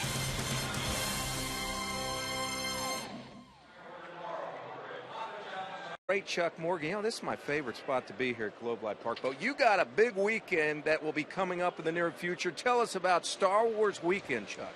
Before the big weekend, Jim, I just got to tell you, look out at that scoreboard. It is a beautiful night at this ballpark. Let's play two. Let's play two. I don't care if this game lasts another 7 innings, as long as the Rangers are on top. I'm with you. Oh, what a great night at the ballpark. Star Wars weekend coming up August 14th and 15th, R2-D2. And fireworks on Friday night, Star Wars music. And then on Saturday, with the first 10,000 14 and older, get Star Wars Rangers-themed T-shirts. That's awesome. So that's coming up what weekend, Chuck? August 14th and 15th, we're playing the Tampa Bay Rays. And the way we're playing, I don't know if they'll show up. Yeah, exactly. I agree. And you know what? Who will probably show up are a lot of Ranger fans decked out in their Star Wars uniforms, wouldn't you think? We'll have a lot of Star Wars people like that. Plus, we're going to have some Star Wars characters, so it's going to be a big weekend. All right, we'll let you get back to work. Thanks, Chuck. Now batting, third baseman Jed Lowry. Ballpark. This is great. Cap night. Folks wearing their caps. Oh, what a great night. You can't ask for a better night. Let's play two. Let's play three. Chuck can do the PA and carry on a conversation at the same time. It's great. Well, Evan Gattis led off the fourth inning with a base hit. Jed Lowry now will face Colby Lewis. And joining us, as always, here for the middle couple of innings, Mark McLemore. Rangers Live before and after the ball games. Good to see you, Mac. Got enough offense for you tonight? So no, far? not enough. Not yet. No, okay. we can still do some more, but this is a good start. Okay. Very good start. Kind of took the second inning off, but got back on in the third. Base hit for Lowry. And stopping at second is Gattis. So the Astros, well, they can swing the bats with the best of them when they get going. Lowry with his first hit tonight joins Gattis aboard, and Colby Rasmus coming up. Here we are up here in our perch. Hey, there we go. Well, these guys, yeah, I mean, they're leading the major leagues in home runs, so they can swing the bats. There's no question about it. I love having 11 runs, but they're not going to go anywhere. They're not just going to throw in the towel. It's the fourth inning. Believe me, they're not going to just lay down and just take it. Colby dropping in that slower version of the slider, the curveball, if you will. 0-1 to Rasmus, who was called out on strikes his first time up there. Astros 3 runs on 6 hits. That for Colby, his 51st pitch of the night. And as usual, a lot more strikes than balls. 40 strikes, 11 balls tonight for Colby. Maybe not Martin Perez-esque from yesterday. That was ridiculous. That was ridiculous, and this is pretty close to being ridiculous. That I like that ratio right there. I'll take that. Well, run support leaders in the American League. Now the Rangers, even though that figure is fairly high, they backed off a little bit on Colby for a while. They started off the season scoring a ton of runs for him, like 8.5 a game. Then really backed off, and Colby muddled through. But now they apparently have started to like him again. Colby getting the benefit of some support. And it's good timing, too, because Colby's pitching consistently well, so he can utilize that run support very effectively, as 11-4 would tell you. 1-2 to Rasmus. Moreland to second for 1. The return is not in time. Rasmus still gets down that line pretty well. He beats out the return throw from Elvis. Let the middleman retired on the fielder's choice. 1 out, runners at the corners. Luis Valbuena coming up. Well, that's a difficult turn when you've got the first baseman going down to short, and then you've got the pitcher coming over to cover, and especially Colby. Got over there. He was there in position. Great play. Great throw by Elvis. Nice throw by Moreland. Colby with the stretch. And Bobby Wilson out there to give the grizzled veteran a little extra time. Speaking of grizzled,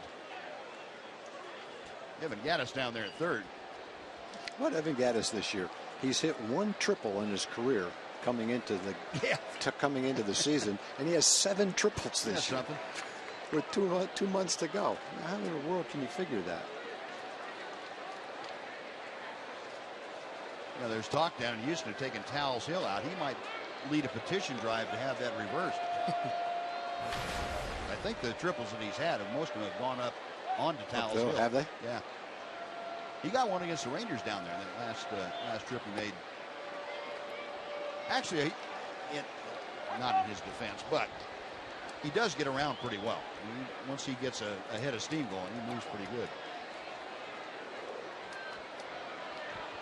2-0 the count to Valbuena, who homered his first time, and Colby just missing the outside corner. 3 balls, no strikes. Valbuena hitting 8th. He'll be followed by Jason Castro.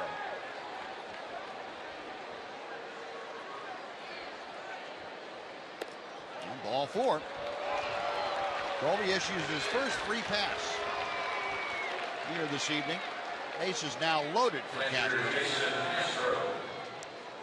I think that Valbuena home run kind of stuck in the back, maybe the front of Colby's mind. Well, that's a good place for it right there in that situation. Yeah. A little ground ball double play action here from Castro.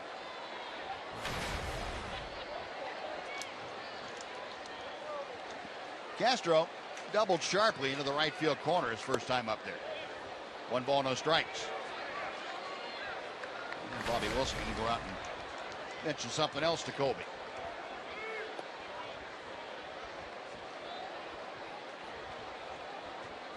Colby's had a couple of times that he's had to cover first, and that'll take a little bit out of you. A warm night here, 92 degrees still. Colby having to use quite a few pitches. He's up, so his next one will be number 60 this evening. A little bit low. 2-0. Castro, a .224 average. You need to be careful with him. The base is full, and he can hit the ball out of the ballpark on you. There is a strike. Castro shaking his head. He didn't think so. He must have that Fox tracker somewhere where you can see it.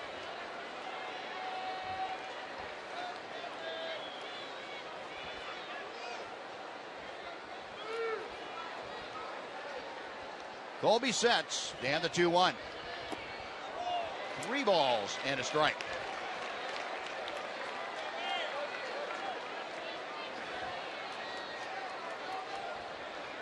Mike Maddox, that left foot up on that top step. I have a feeling that he's going to be making a trip out here to the mound pretty quick. Out of play, that runs the count full.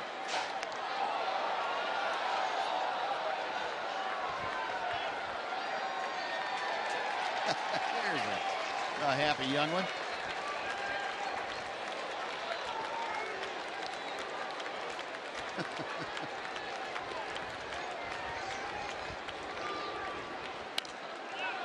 And another foul back.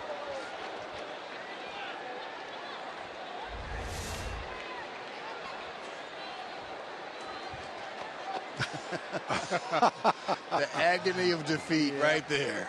That's okay. Don't give up. You get another one. I can't believe I let that one get away. Prime territory right there. There'll be another one back there. Another 3-2. High in the air to right field, into the corner. If it's fair, that is out of here. It is gone. A grand slam home run for Jason Castro. And the Astros getting right back in it here in the 4th inning. It's now 11-7 Rangers. Well, we said it all game long. They lead the major leagues in home runs. They can score runs, and it's never over. Seeing that right now.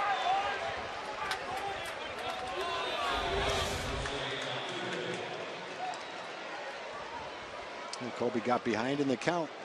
Didn't want to walk anybody with the bases loaded. Had to throw fastballs. He threw him probably 4 or 5 straight fastballs. Castro fouled a couple off, and then got one he could handle.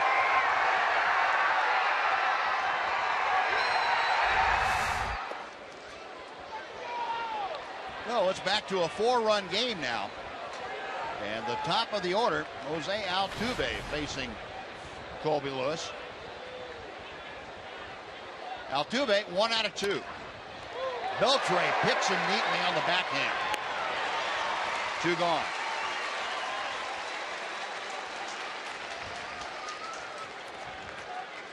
Pretty smooth down there at third.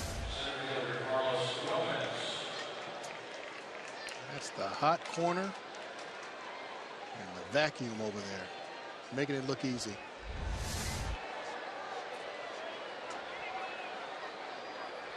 No, 2 gone. And Carlos Gomez up for his 3rd at bat. Hits it hard by Elvis into left center field. And Gomez aboard with a base hit. I felt Gomez had fit in, and as aggressive as he is, I think he's seen 4 pitches now in this ball game and 3 at bats. And Gomez fits right in with Altuve and the rest of them. He goes up there looking for something to hit, and he doesn't have to wait very long. Mike Maddox out to slow things down for Colby. The Rangers are going to get the bullpen going. It's one of those nights for Colby. He's working out there, going with everything he's got, trying to find a combination that works. And so far, the Astros are pretty much right on everything he's throwing up there. They'll figure out a way how to get out of this inning. Won't be easy with this guy hitting. Phil Klein just recalled from AAA yesterday. Tanner Shepard went on the disabled list with that bum left knee, and Klein came back up. Carlos Correa, 1 for 2 with a home run.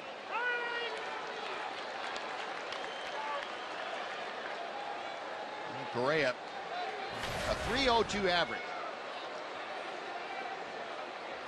13 home runs, 34 driven in. The Rookie of the Month for June.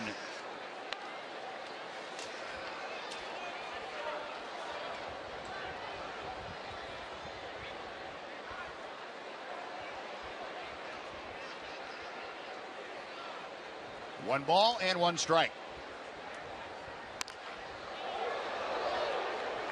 Now 1 and 2.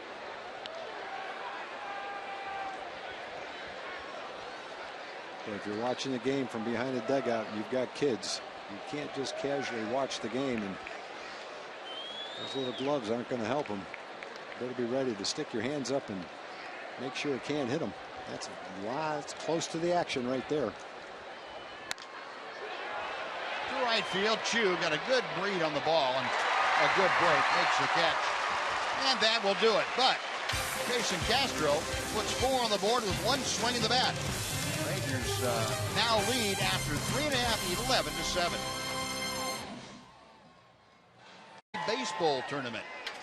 Action takes place at the Bullmore Lanes in Addison. That's on September the 13th, and all proceeds benefit the Michael Young Family Foundation. Sponsorships are still available. Just call 310-525-3755 for information on how you can get involved.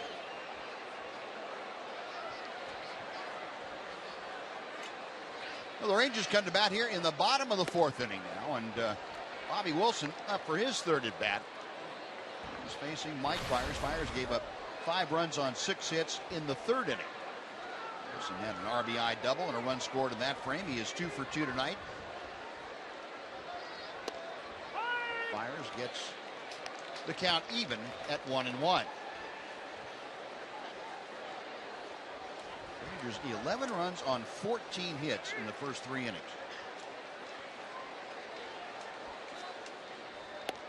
Big slow hook. That just missed the top of the strike zone. 2-1.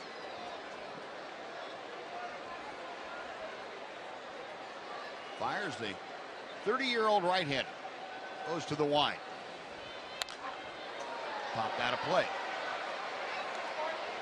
2-2. We talked about Bobby Wilson the other day when he made his Ranger debut on Saturday. 218 Major League games under his belt. He was with the Angels for the period of 2008 through 2012. Diamondbacks last year, the Rays at the start of this year, and now the Rangers. 3-2, so bidding to get aboard to start the Ranger fourth. Top of the order, Delino to Shields will be next.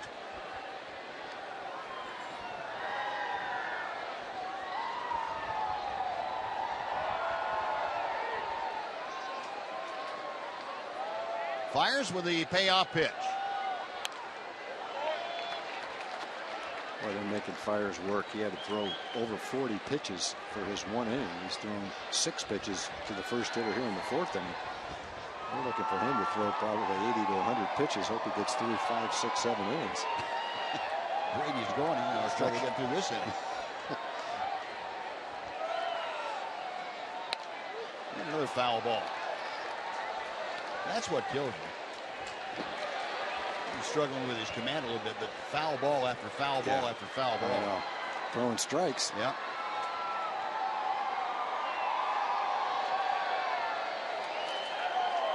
Eighth pitch of the at-bat coming up.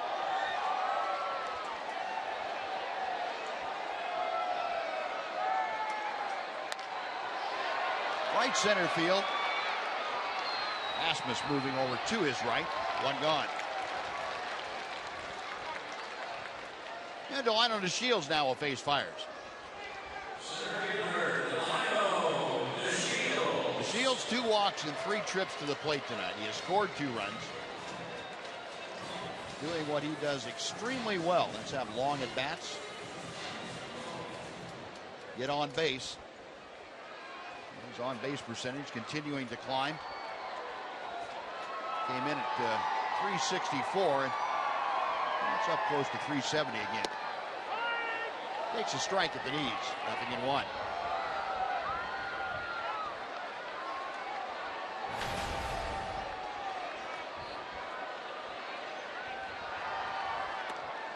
Here's that big slow breaking ball that just does nibble the top of the strike zone.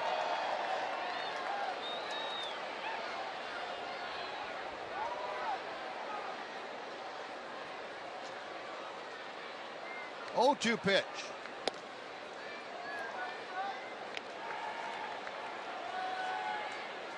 Delino now.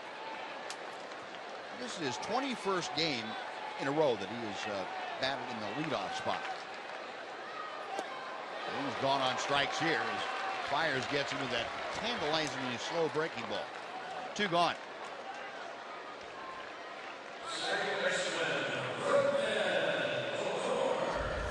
Talking about Odor the last time up, Mac, and where the right fielder is playing him. You ever seen a right fielder play that shallow? No, not on a left-hander. Maybe a right-handed hitter that's, you know, a punch and Judy. A punch and Judy guy. That's where they played me all the time.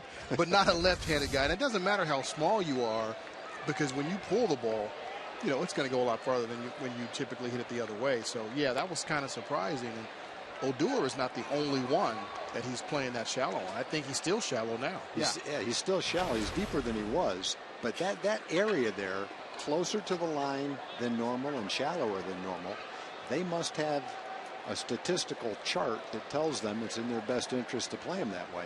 He's not just playing there because that's where he feels like playing. 3 pieces came off the end of that bat. Wow. Even the fans noticed that. Yeah. That wasn't a good bat.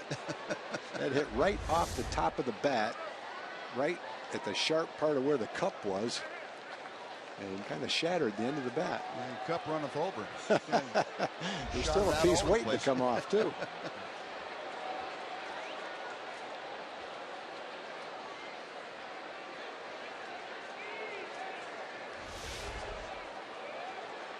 Let's see, there's where he was the first time up. Let's see if he's in the same spot. A little deeper. A little deeper. A few steps deeper. You know, and they've seen Odor. They've seen Odor go into the second deck in right field in Houston, so it's not like they haven't seen him before. So their chart may say that's where they should play him, and maybe over 162 games you come out ahead, but For old timers like us, Mac, we're not used to seeing the right fielder Not there. used to it at all. Well, maybe they say you have to play him there unless you can get a guy on the second deck. And you can't play someone over the fence. Yeah. It's one or the other, right? 1-2 to Rugnet. That's out of play to the left. I hope he hits a line drive to right that he can't quite catch. That would have shown he should have been where he was the first time up, even shallower.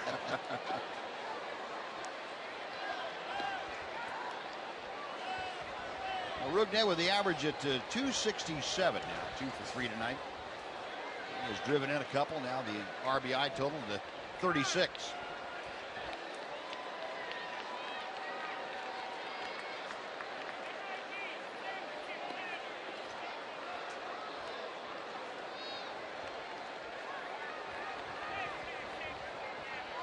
Castro saying that target low and away. And fires it. Well, for the first time tonight, Rangers go down in 1-2-3 fashion. We have finished 4. It's the Rangers lead 11 and the Astros 7.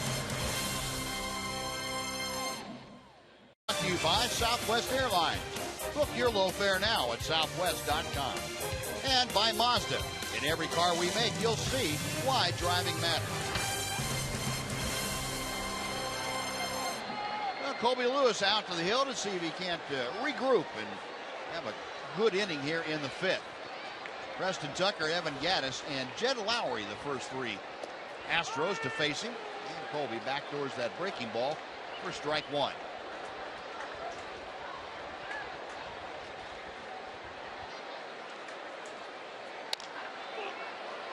Chopper up the middle. That's where Elvis is positioned. Oh, nice job by Colby getting Tucker out in front of that pitch. And got the weak ground out, 1 away. Next will be Evan Gattis.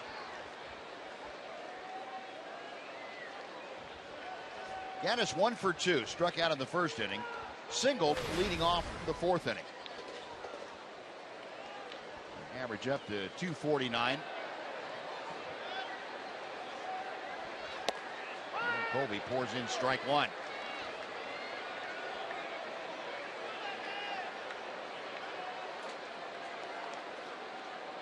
Gattis brought in as a middle of the order hitter for the Astros this year. They needed some power, some consistent power in the middle of that order. Went out and got Gattis. After the start he got off to, Astros were kind of wondering. Gattis struck out like 13 of his first 16 times up. And he caught on pretty well, and he's produced the most RBI on the club now.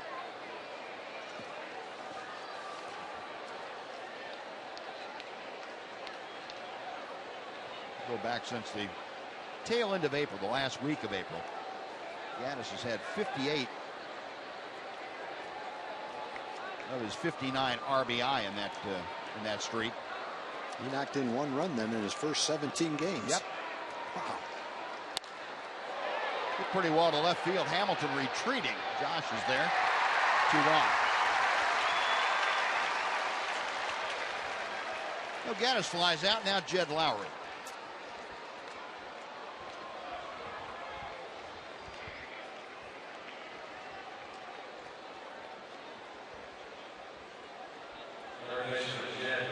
Lowry 1 out of 2. He had a single his last time up. Lowry just back off the disabled list.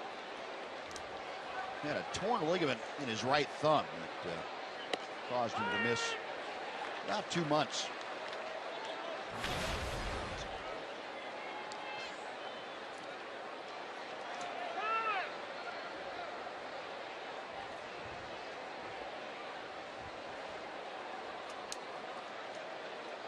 Colby trying to work a little too fast for Lowry's taste. 1 ball, 1 strike.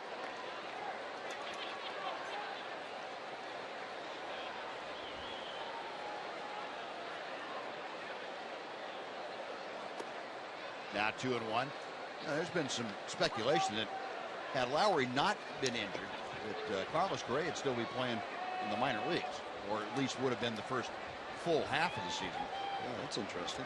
But with Lowry getting hurt, it opened the opened the door, and I don't think the Astros are upset about that at all.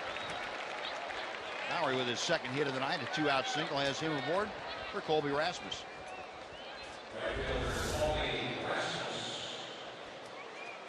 Well, not a bad pitch.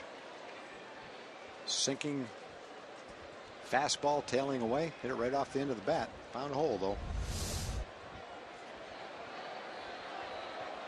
The Astros 9 hits now to go along with their 7 runs. Colby Rasmus 0 for 2, a strikeout and a fielder's choice.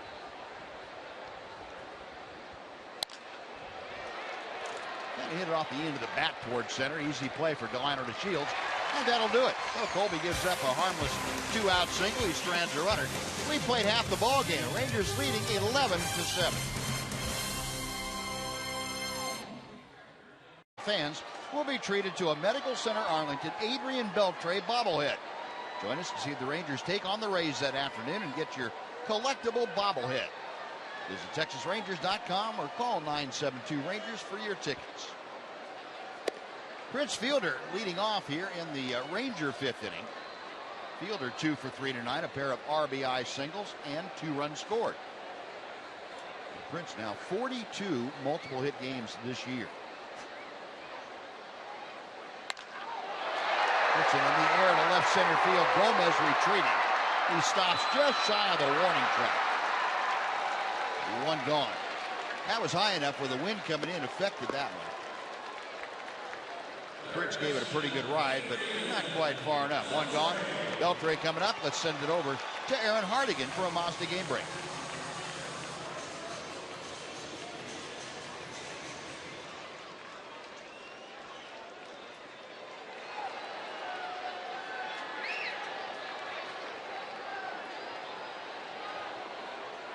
All right, Aaron, thank you. Beltre, a deep drive to left. He has done it, the cycle for Adrian Beltre. In 5 innings. Oh, wow. The cycle in 5 innings. And tell me he wasn't trying for that one. That's unbelievable. Beltre with his 9th home run of the year on a first pitch. He was sitting on fastball and got it.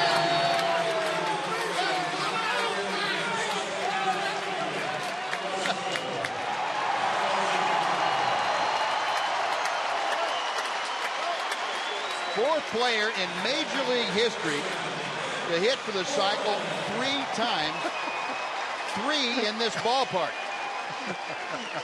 He doesn't mind Elvis hanging on him, grabbing his back, but if he touches his head, he goes bonkers. My goodness. That's great.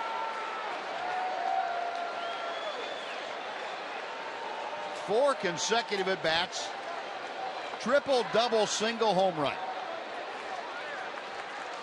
The last 2 or 3 days. That one got out of here in a hurry. Yeah, it did. Watch out if Adrian's back. I hope that thumb's feeling better. Sure looks like it tonight. Nice. Oh, I thought he caught that ball. I was going to say, last 3 days before stretching, Adrian is out in right field pitching to his little boy and Prince's kids. And he might be taking his tips from those kids. Those kids were ripping him into the stands today. Behind second base. Which pulls it foul. Now, Adrian, 1 cycle as a member of the Mariners in this ballpark, and then 2 as a member of the Rangers. He's got time to hit for another cycle. He does. There's only 5 innings. Yeah. Wow. Moreland cutting through that high fastball, and he was gone. Out number 2, it'll bring up Josh Hamilton. I think what's really impressive, it's only the 4th player to ever hit 3 cycles. Yeah. Wow. That's kind of amazing. It is.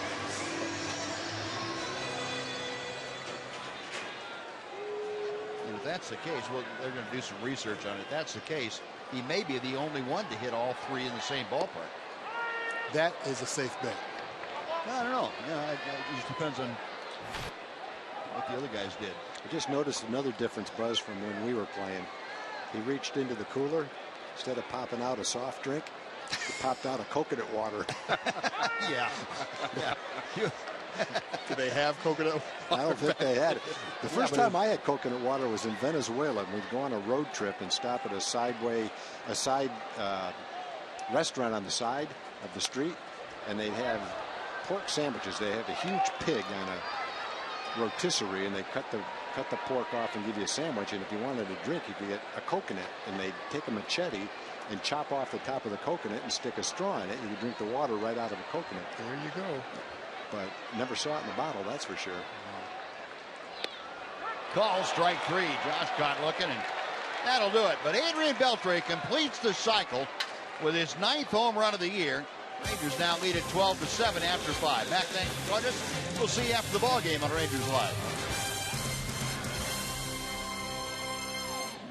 A 5-run lead now, and Elvis trying to get under his cap a little bit. There you go. Just trying to salute you. Elvis would have no problem saluting the fans if he hits for the cycle. He's already got it showing Adrian how to do it. Adrian's had some experience doing it, though. Luis Valbuena starting off the 6th inning against Colby Lewis. Colby had a very quick inning in the 5th. Good to see. He's now up to 86 pitches for the night.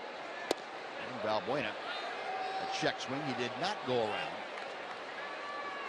Moves the count to 2 balls and a strike. Valbuena, a home run and a walk tonight. 20th home run of the year for Valbuena back in the 2nd. Valbuena already now has a career high in home runs, but he's hit 4 more than he hit in almost 150 games last year with the Cubs. He's gone completely crazy. Rips this one just over the leap of Brooklyn Odor. Almost got a chance to look at the shift in action right there.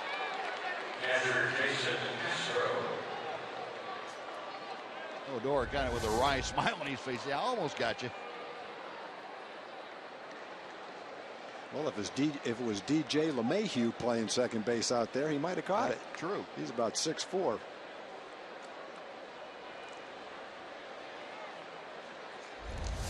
Well, 10 hits now for Houston. 1 on, nobody out. Jason Castro, who hit the grand slam in the 4th inning. Take strike 1. Castro a double and that grand slam home run. Now 10 home runs and 29 runs driven in. Keep it out there. Yep. Nailing that outside corner. 0-2.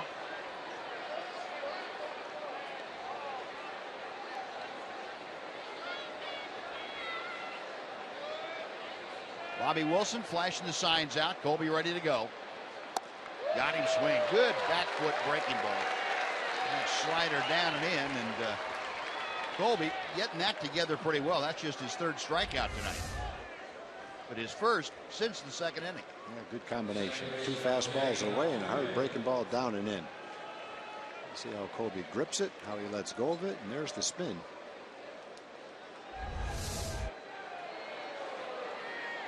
A 1 out. Here's Altuve for his 4th at bat of the night. He is 1 for 3. Takes that slider for strike 1.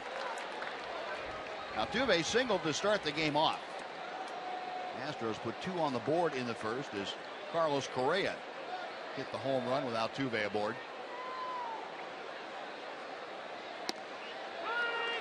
Colby, a little quicker move to home plate, and it looked like it messed up Altuve more than did the base runner. Yeah, 2 fastballs right down the middle for Altuve. He's generally not the kind of hitter who's going to take those 2 pitches. I'm betting he doesn't see another one.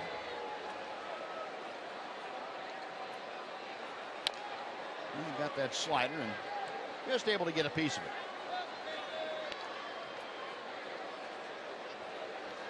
Altuve, along with a single, has popped out to short and grounded to 3rd. He was picked very smoothly by Adrian Beltre his last time up. Altuve, the all-star second baseman for the Astros. Just turned 25 years of age. To right field, Chu has this one measured. 2 gone. Next will be Carlos Gomez.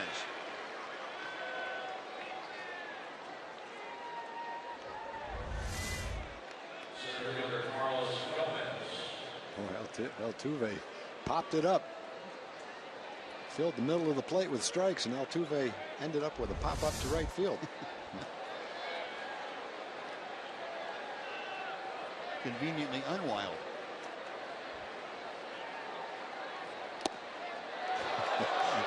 That's very commonplace. Yep. When Carlos Gomez swings, the helmet comes off. It's a violent swing. And the head tips, and down comes the helmet. It's been suggested to him by several opposing pitchers that he get a chin strap for that. I think someone did that to him on the other team. Yeah. They put a helmet on with a chin strap and called his name. He looked over and laughed. I saw that on the highlight. I can't remember who it was. 0-2 in this at bat. Elvis to the backhand, puts it right off the turf, and that will do it. Well, again, just a harmless single in the inning. Colby is through 5 1/2. Rangers leading at 12-7 on Fox Sports Southwest.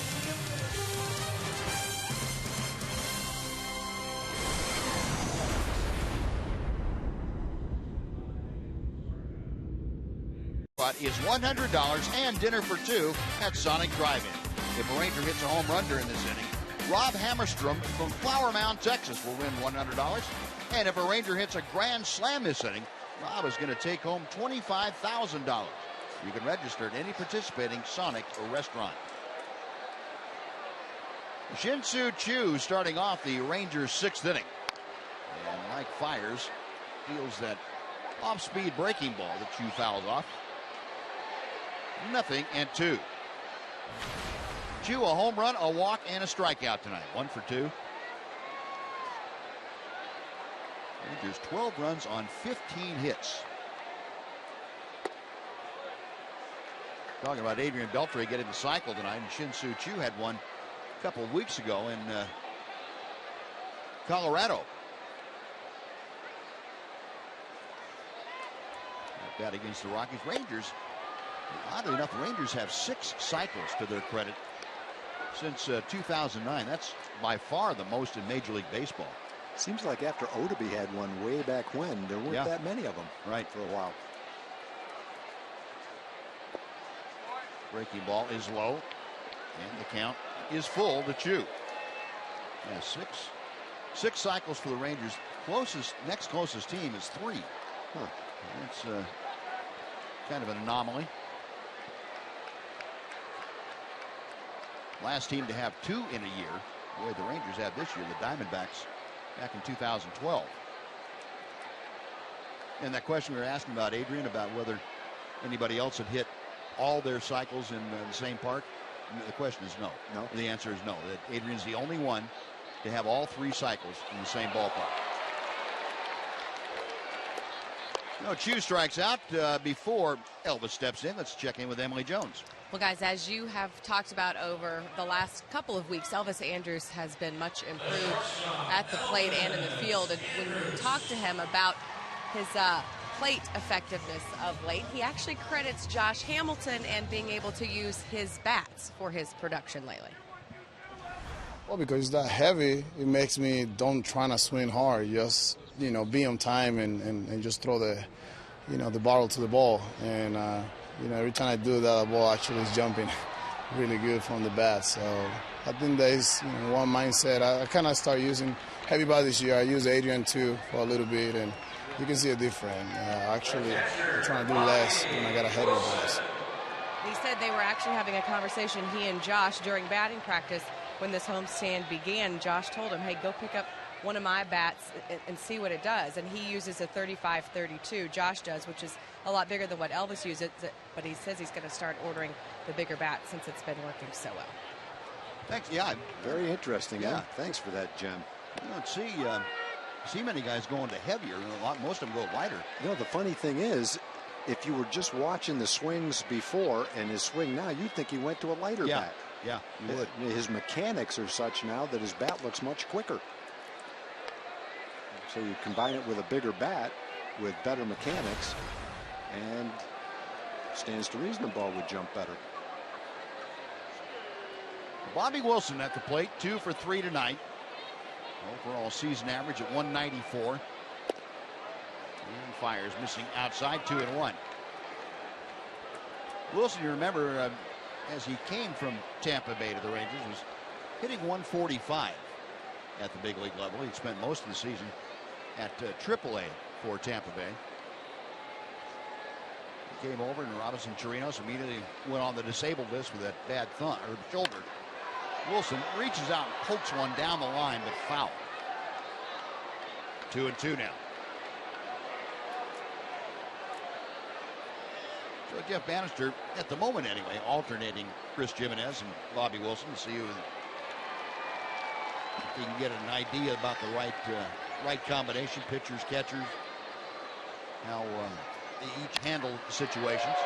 There's a rocket right down to Lowry at third and across the diamond, and that'll do it. So the Rangers retired in order. We have finished 6 here at Globe Life Park. Rangers leading by 5.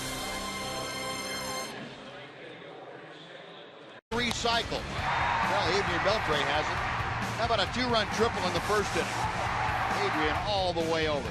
In the second inning, almost an identical shot at Adrian stopping at second after thinking about third. In the third inning, the other way for the single. So a home run shy, and the next time up in the fifth, there it is. Adrian Beltre, his third career cycle, just the 4th player ever to have 3 in a career, and the first player ever to hit all 3 in the same ballpark. So he stopped at second because he sensed he might have a shot at the cycle. That's a veteran move right there. That is a veteran. That's a real veteran move. If you can go with that, boy, that's. And I wouldn't put it past him. You felt that was coming. Well, Colby Lewis's night is finished. Rangers provided a dozen runs for him this evening. He gave up 7 and with 10 hits, but he leads by 5, and Spencer Patton now will take over here in the 7th inning. Yeah, Colby was on the ropes in the 4th inning. It didn't look good after the grand slam. Gomez had a single, but he pitched out of the 4th and then had 2 shutout innings. So even though the overall line won't look great, added those 2 innings, saved the bullpen a couple of innings, and pitched 6 innings on a night where he battled all the way, gave up some runs, but in a position to get a win if the Rangers can hang on. And the first player that Patton faces, Carlos Correa. That's a pitch up and jams it to center, but right there is Delino to Shields for out number 1. Correa now 1 for 4 with that first inning home run. Patton appearing in his 18th ball game. Last time we saw Spencer was in the New York series, the 28th. That was the second game of that series. Worked an inning, gave up 3 runs to the Yankees. We talked about the Astros leading the major leagues in home runs.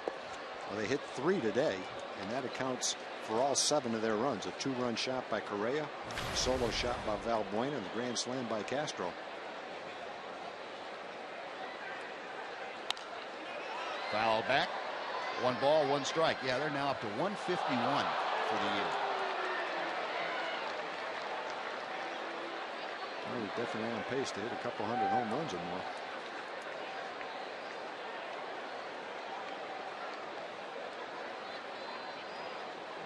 Patton back to the plate.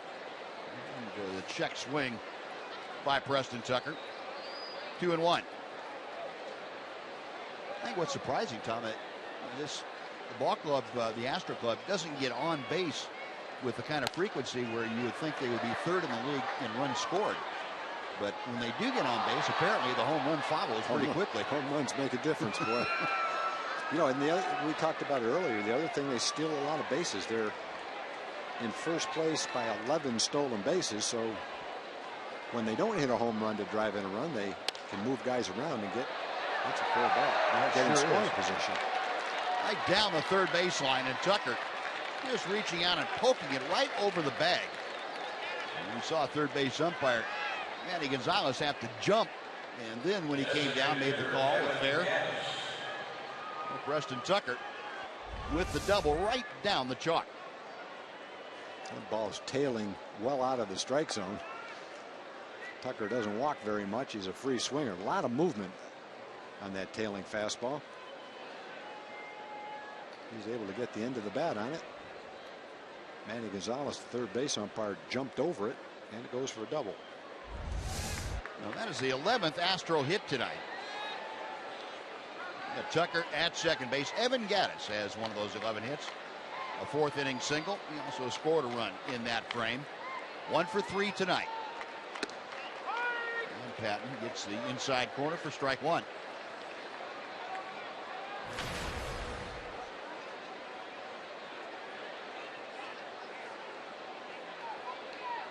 Gaddis at 248 for the year. 17 home runs, 59 driven in. 0-2.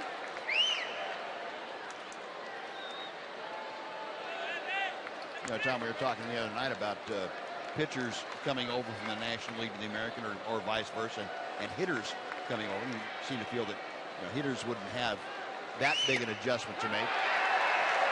Gaddis caught looking at that. Gaddis certainly had a big adjustment to make. He looked absolutely lost when we faced him in April. Yep. But he's got a track record. He wasn't quite ready for that fastball. Caught the inside corner. But as you mentioned, what'd you say, 58 is 59? Yeah, have come since the end of April. So he's doing what the Astros got him to do, provide power in the middle of the lineup. It was a slow start. It was an adjustment, but boy, he's made up for it. Oh, 2 outs with Tucker still at second base. Here's Jed Lowry. And the switch hitting third baseman takes strike one.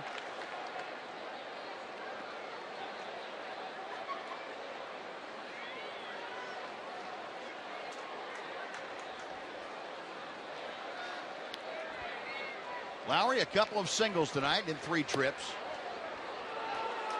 Got that batting average up to 297. Mentioned Lowry going out of the lineup for the Astros with that torn ligament in his right thumb. That happened early in the season. Foul back.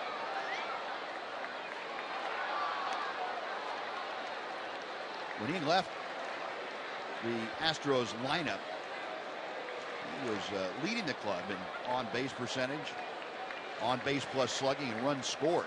So it wasn't just a matter of losing the shortstop. He was contributing mightily offensively as well.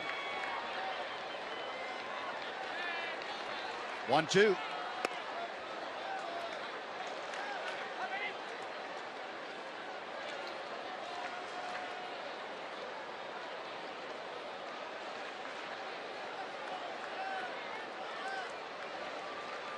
Patton okays the sign. The right-hander checks second. And that runs the count full. So Lowry hitting 6th in the order, to be followed by the right fielder, Colby Rasmus.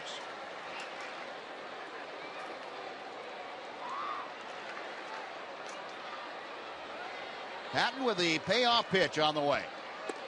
Lost him. 2 on, 2 out for Rasmus. Right fielder Colby Rasmus. You need to be careful, and Mike Maddox knows as well as anybody that Rasmus may not knock your eyes out of your head with the statistics as far as his batting average, but he can hit home runs with the best of them. Yeah, that's one thing you don't want to do against the Astros is walk anybody, put extra men on base, because most of the guys in the lineup can hit a home run. Rasmus has 13 of them. And fairly limited play. They've all come against right-handed pitchers. Mike Maddox going out to the mound, going to have a little chat with Spencer Patton and Bobby Wilson. Elvis Andrus will come in to join. And it also gives the bullpen a little opportunity to get up and start loosening. Now the bottom of this Astro order, left-handed heavy with Rasmus, Valbuena, and Castro. The Last 3 hitters, all left-handed.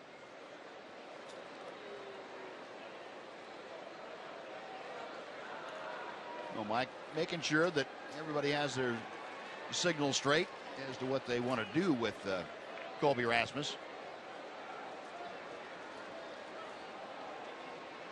Paul Schreiber, the home plate umpire, to go out there and throw in his 2 cents worth.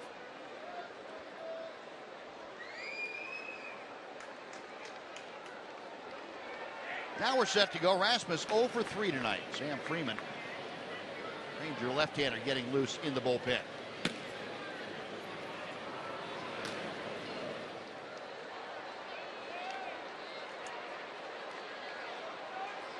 Rasmus, a strikeout, a ground out, and now a throw to second by Bobby Wilson, but back in plenty of time was Preston Tucker.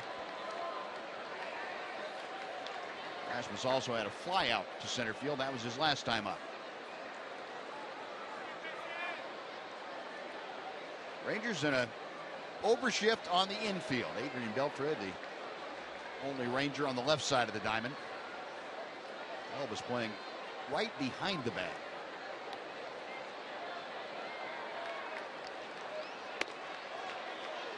Two balls, no strikes.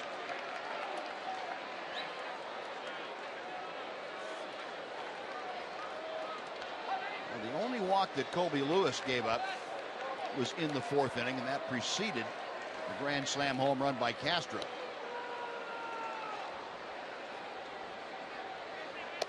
Spencer Patton now falling behind 3 balls and no strikes, with Valbuena waiting in the on-deck circle. Well, you know, Spencer is working as hard as he can to throw a strike. He does not want to walk guys. And he knows as well as anybody that the last thing you want to do with a 5-run lead is to walk people. Just having a hard time hitting that outside corner. Hitting well to right field. Chu is pulling up. That ball's off the wall. Coming in to score is Tucker. Around third, here comes the throw in, not in time, as Jed Lowry scores from first. Now Rasmus going to third, he's safe under the tag of Adrian Beltre. A 2-run double by Rasmus. It's now a 12-9 Ranger lead. And so in addition to the walk, you don't want to walk anybody. When you do get behind and can't walk somebody, then you have to come in with a fastball, and then a guy like Rasmus becomes a much better hitter. He doesn't hit for average, but against a right-handed pitcher, when he has to throw a fastball for a strike, he's obviously a much better hitter.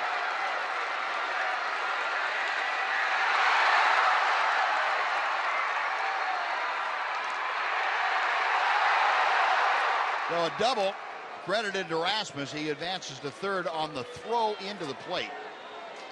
And that tag not quite in time to get Rasmus. And Jeff Bannister out to the mound. That's going to do it for Spencer Patton. Bannister wants to have the left-hander Sam Freeman come on to face Luis Valbuena. So pitching change underway here at Globe Life Park. 12-9. The Rangers are on top. We're back right after this. Upper box, Lexus Club Terrace, and lower reserve sections are half price when you purchase online thanks to Ozarka. Tomorrow's a perfect time to take advantage of this offer. Rangers continue this series against the Astros. You can get your tickets online at texasrangers.com/specials, and you use the online coupon code Ozarka. Get those great deals. Sam Freeman has entered the ball game now. He inherits Colby Rasmus at third with 2 outs. Freeman appearing in his 38th ball game of the year. 226 opponents average. Last time we saw Sam was on Saturday against the Giants. Worked 2/3 of an inning in relief, giving up a run. And he deals outside to Valbuena. 1 ball and no strikes. Valbuena is 2 for 2. A home run, a single, and a walk. He has scored 2 runs. Been a scoring change on that Colby Rasmus play. It's still a double with 2 runs driven in. The error is charged on the play to Bobby Wilson to allow Rasmus to go from second to third. Well, the first error of the ball game has been assessed. 2 balls, no strikes. changeup floats in, 2-1.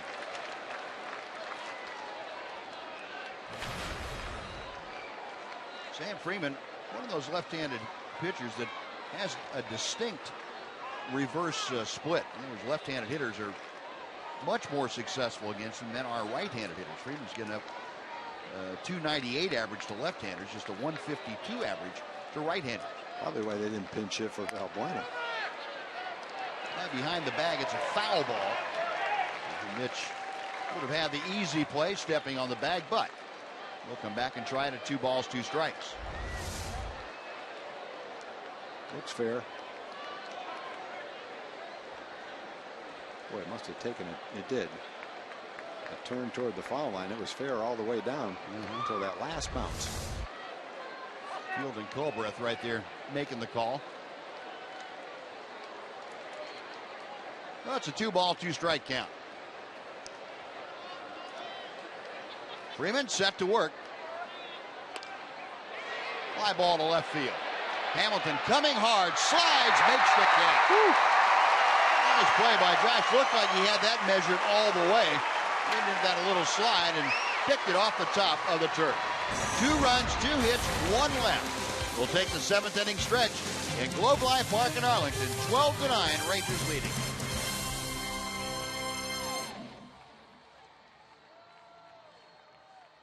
Bat, the #1 app for live baseball. At Bat is up to the moment at any moment with in-game highlights, live look-ins, replay reviews, radio broadcasts, statcasts, and a lot more. Get MLB.com at Bat for your smartphone or tablet. Mike Fiers going to work here in the bottom of the 7th inning, and the top of the Ranger order means Delino DeShields, who has walked twice, popped out, and struck out tonight.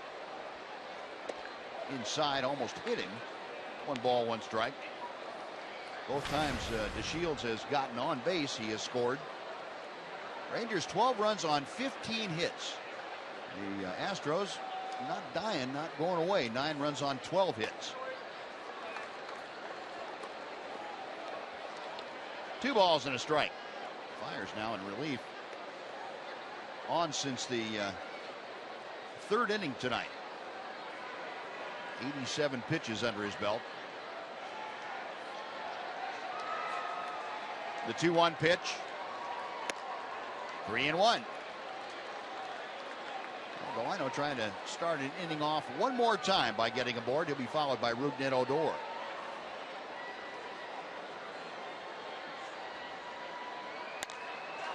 Popped foul.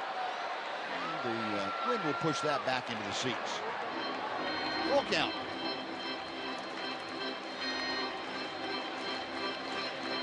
Well, with Fiers working his 5th inning here tonight, I can almost guarantee he's not going to be tomorrow night's starter. You going to go out on a limb? Yeah, I'm going to go out on a limb. Can you imagine what his agent would do if he came back and tried to start tomorrow? Tell you what, you might see it in the College World Series, though. Yeah, that's true. That's true.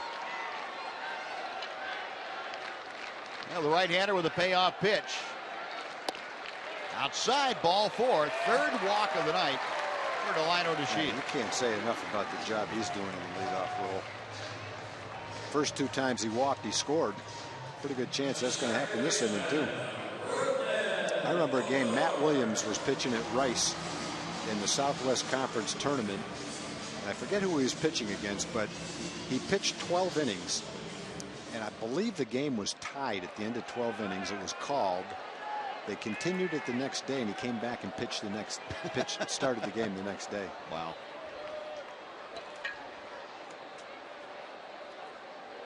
Odor, a couple of hits tonight.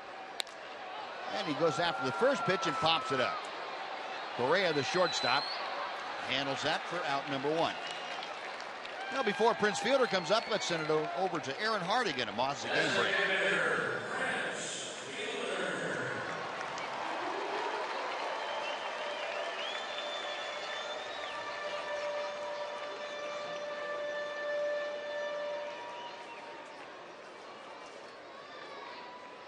All right, Aaron, thank you. That ball game's not over either.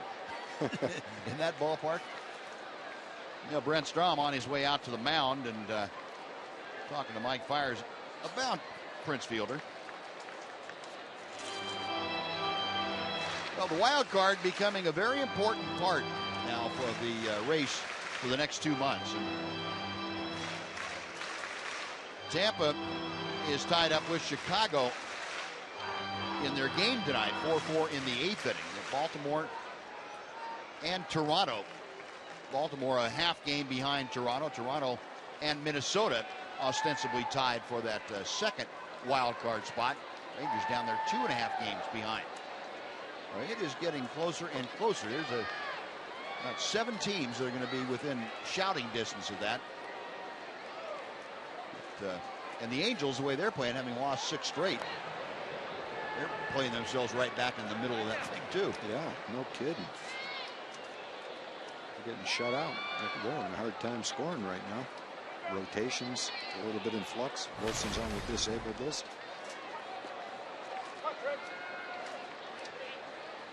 Well, Prince Fielder tonight, another multiple hit game. His 42nd of the year. 2 singles, 2 runs driven in, 2 runs scored. You got DeShields at first, getting a pretty good lead. And Fiers working on him over there.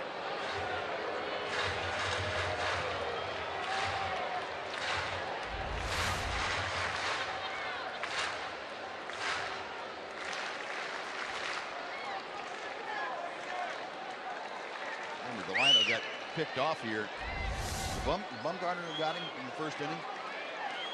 I don't remember.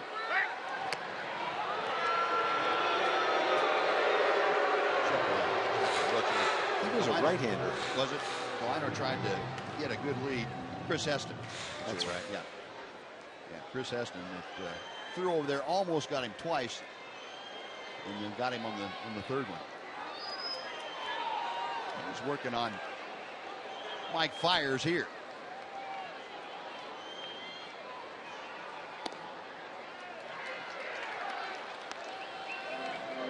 If Fiers doesn't alter his delivery a little bit, it doesn't matter what kind of a throw he makes over there. Delino's going to shorten up his lead about a step. And the slide step doesn't really help. Well, it helps him a little bit, but with all the motion he's got with his arms, it still takes some time.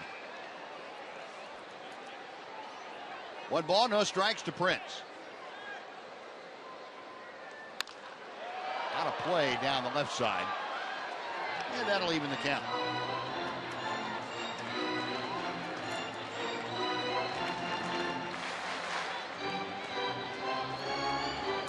Fiers on 93 pitches.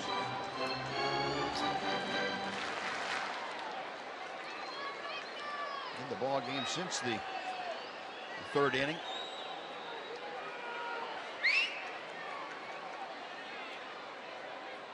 There goes DeShields. The pitch is a strike.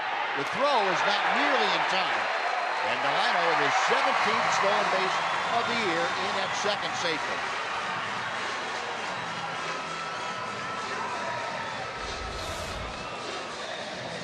Tell how many steps he got while Fiers was still delivering the ball to the plate. Didn't give Castro enough time to make a throw and get him. No. Made a strong throw, but no contest. See Delino wearing that mitt on that left hand. Good idea. Sliding glove. Cover those fingers up, keep that thumb from being exposed. Up the middle, softly to Correa, so that allowed DeShields to go on to third. Fielder is thrown out, 2 gone, with DeShields at third base for Adrian Beltre. Beltre already with the cycle line. There's maybe the Beltre-inspired sliding glove. Adrian, remember, tore his thumb sliding into second base. A couple more notes on Adrian's cycle tonight. He's the first player since Melvin Upton Jr., B.J. Upton, used to be, back in 2009 to complete the cycle in the first 5 innings of a game. Talked about Adrian being one of 4 now to have hit 3 cycles in his career. One, John Riley, was back before the modern era, back before 1900. Bob Musell and Babe Herman also had 3 cycles. And Adrian pops up the first pitch. Altuve, waving his arms, makes the catch. That will do it. The Rangers get a leadoff walk, a stolen base, but strand one. We're going to the 8th inning. The Rangers 12, the Astros 9. A fan of the game. We got a lot of good candidates tonight. We got Rihanna in from England. How you doing? I'm good, thanks. Brilliant game. Go Rangers. There we go. Good day, mate, to you. Also, this is James and Donna celebrating their 30th wedding anniversary. Happy anniversary. Great sign. But the best sign is by Chase. Comes in from Lindale, Texas. Hey, Noxie, it's my first game. Come see me. You've had a great time. I hear you cheering all game long. Here's the bag. Congratulations, Chase. Hope you had a blast. I know you did. Anything you'd like to say, buddy? Happy birthday, Mimo, and go Rangers! Mimo, happy birthday, go Rangers. There you go, Chase. He wasn't sure what order he wanted to put that in, but he knew what he wanted to say. I hope Mimo's watching. Top of the 8th inning, Sam Freeman back out to the hill. He's facing Jason Castro. Castro 2 for 3 tonight. Freeman came on to get the final out in the 7th inning. That Valbuena to line out to left field. And Castro takes one the other way. Hamilton backing up with room. One away. Well, Castro 2 for 4. New center fielder for the Rangers. Becoming a common occurrence when DeShields starts in center. Leonis Martin taking over here in the 8th inning. Yeah, and I guess we should maybe add that in Jeff Bannister's mind, it doesn't have anything to do with Delino being a poor center fielder. It's just Leonis Martin, in his mind, is one of the better center fielders, has very good range, and he has that big arm that if it ever is needed, he's got it out there. Well, Sam Freeman got his work in, so he's going to be removed, and Sam Dyson is coming out of the bullpen. We'll tell you all about Sam when we come back. A timeout here in Arlington. Rangers on top by 3. Use hashtag Southwest Data StrongFan. The photo will go into the hopper, and it might be selected to be aired in one of our upcoming broadcasts. Again, all the folks at T-Mobile, we appreciate what you do to make all that possible. Well, Sam Dyson, right-hander, on for the 2nd day in a row. Dyson got his first career save in yesterday's ball game. At the final 2 outs, that huge double play ground ball from Hunter Pence. And he's dealing here to the top of the order, Jose Altuve.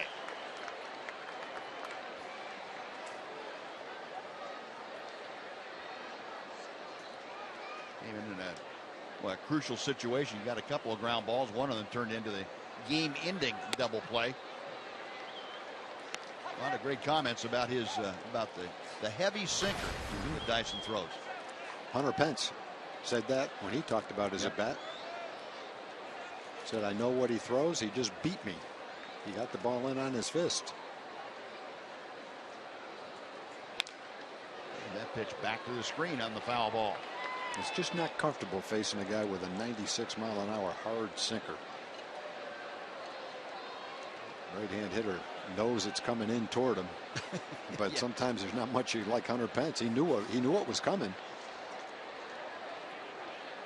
Yeah, the question is, what can you do about it? Exactly. He knew what he tried to do.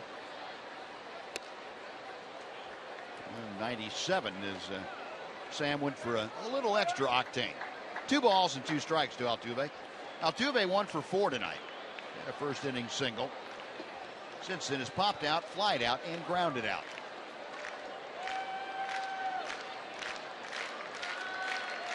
Dyson ready. Got him swinging. Boy, that is some nasty stuff. Not easy to strike Altuve out. Altuve been up 400 times. Only struck out 42 times. And then to make him look like that, that's a pretty good indication that that's a quality sinker you're looking at right there. As word about Dyson gets around the American League, he's going to have more and more people checking baseballs and see if there's a scuff or something on him. You know, a ball just naturally shouldn't do that, but it does. Carlos Gomez is 1 for 4 tonight, singled back in the 4th inning.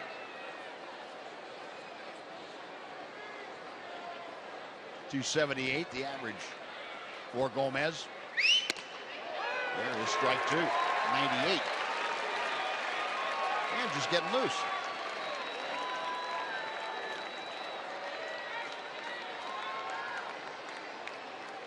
Sam played his collegiate ball at the University of South Carolina. He was a freshman All-American there in 2008. 0-2 pitch, grounded to the right side, off of the glove of Moreland, into right field, a base hit. Well, credit Gomez for getting a pitch that he could get the better part of the bat on and not beat it into the ground. Moreland made a great effort at it, just couldn't come up with a hot shot.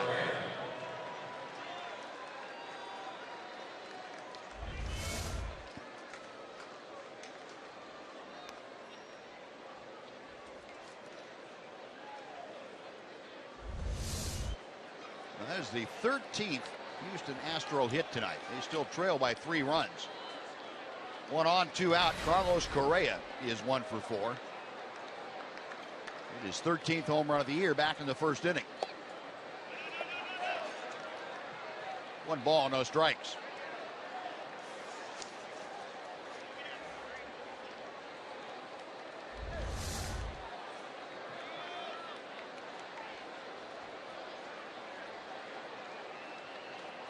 Bobby Wilson, that looked like it almost got a piece of his wrist coming up.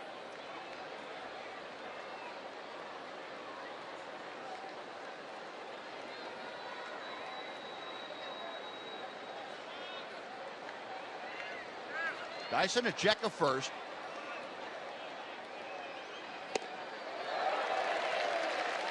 One ball, 1 strike.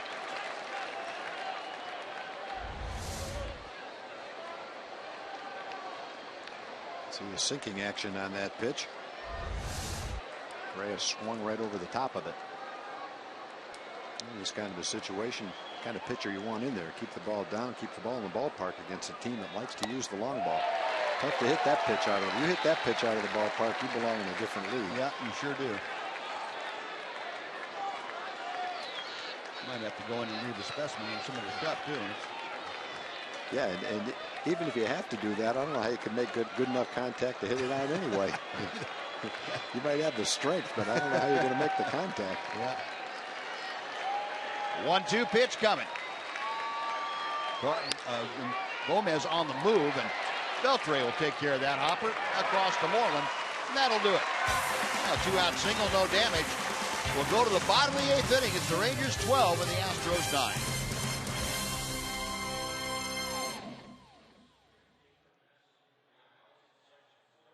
The 9 lead over the Houston Astros. This is the opener of a 3-game set between these two teams. Game 2 tomorrow night right here on Fox Sports Southwest. Same time with a 7 o'clock first pitch. Here's a look at some of the numbers headed into this one. Carlos Correa, we've seen what he can do. Also, Shin-Soo Choo tonight. There you see their numbers as of late. Correa 5 home runs in his last 8 games, and Choo with that .366 average in 12 games since the All-Star break. Thanks so much to the fine folks at AT&T U-verse for getting us ready for Game 2 tomorrow here on Fox Sports Southwest, guys. All right, Dan, thank you. Well, we head to the bottom of the 8th inning. Chad Qualls has come out of the bullpen, the 36-year-old right-handed veteran for the Astros, and he'll face Mitch Moreland to start things off. And the pitch inside, ball 1. And Mike fires. 5 innings of work tonight, 7 hits, 6 earned runs allowed, 3 walks, 6 strikeouts.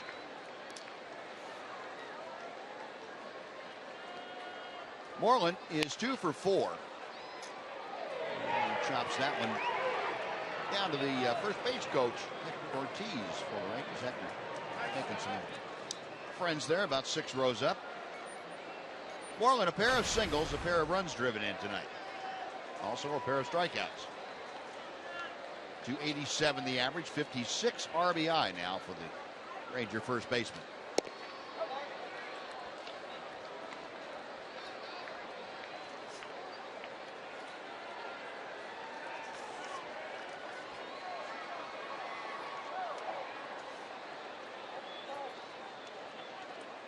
Ball's back to the plate and misses low. The count is 3-1. Moreland just 0 for 1 against Qualls. Not that many at-bats against him. Pretty good hitters count here, though, for Mitch.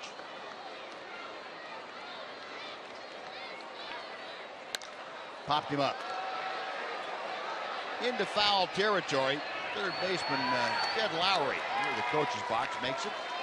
And that is out number 1. Josh Hamilton will be next. We're going to check in with Jim Knight. All right, Buzz, real quick, how about the luckiest and the nicest fan tonight? This is Wendell. He comes to the game from Gatesville along with his family. You caught Adrian Beltre's home run ball. That was the cycle right there. Yeah, that's all he needed. What happened after that, Wendell? They come and got me and asked Beltre to have the ball back, and I was willing to give it to him. And Augie was very generous with a couple Nolan Ryan balls, Beltre, a Beltre bat, Nolan Ryan ball. Wow. Very good. Very good. Very nice. And also, Augie got to fly in Willie Nelson in for the night, and he got to sit in the back of the stands with Wendell. Very nice job, Augie. Very nice. All right. Wendell, congratulations, buddy. Thank you, brother. All right, there you go. Very nice. Everybody's happy.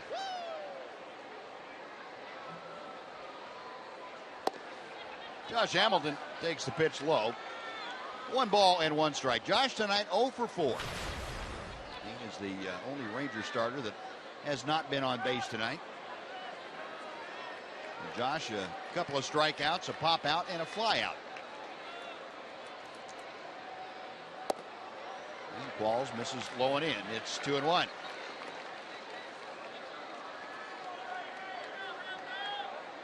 Hamilton just 0 for 3 against Qualls in previous matchups.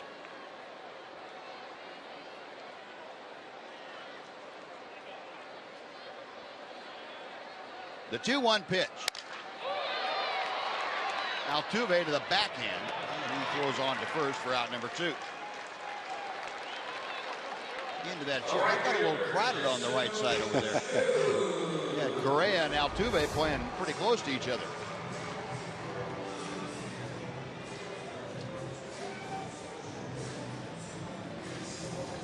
Altuve is pretty slick.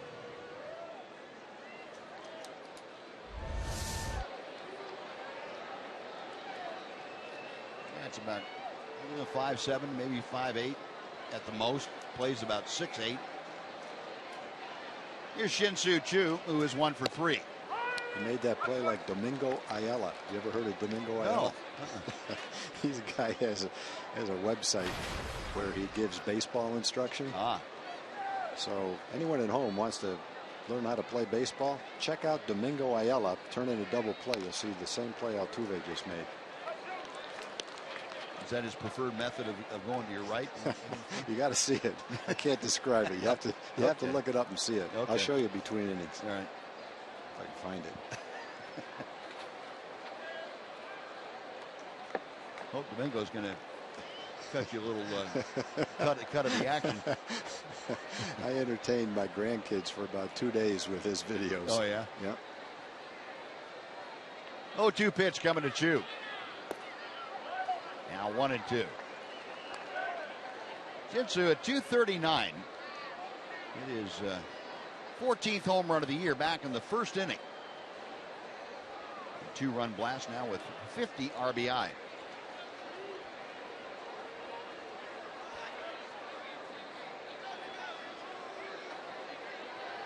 Ball's retying his shoe out there. Crowd of just over 21,000 on hand here tonight. They're getting a little impatient with balls. Now the right-hander's ready to go. Outside, 2 balls, 2 strikes.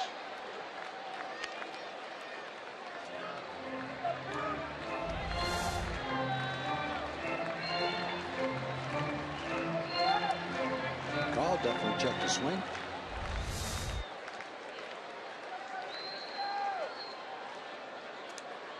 Jason Castro calling for the slider. Same thing. Shin-Soo wouldn't offer at it. 3-2. Now Choo extends his 8th inning. Elvis Andrus would get another shot at the plate. He was working very diligently on that on the mechanics you were talking about, Tom, getting Getting the head of that bat through to the ball. Yep.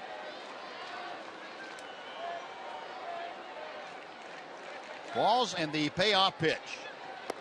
Lost him, ball 4. Chu with his second walk of the night. Well, folks, come on out and meet Rangers Sean Tollison and Rangers captain this Wednesday, August the 5th at Whataburger on East Northwest Highway in Dallas.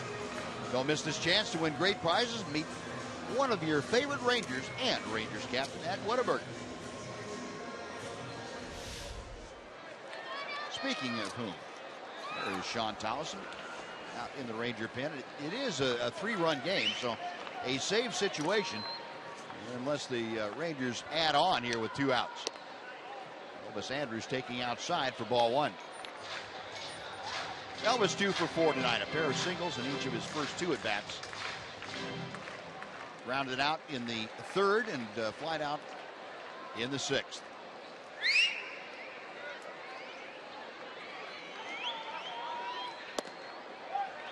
Two and nothing.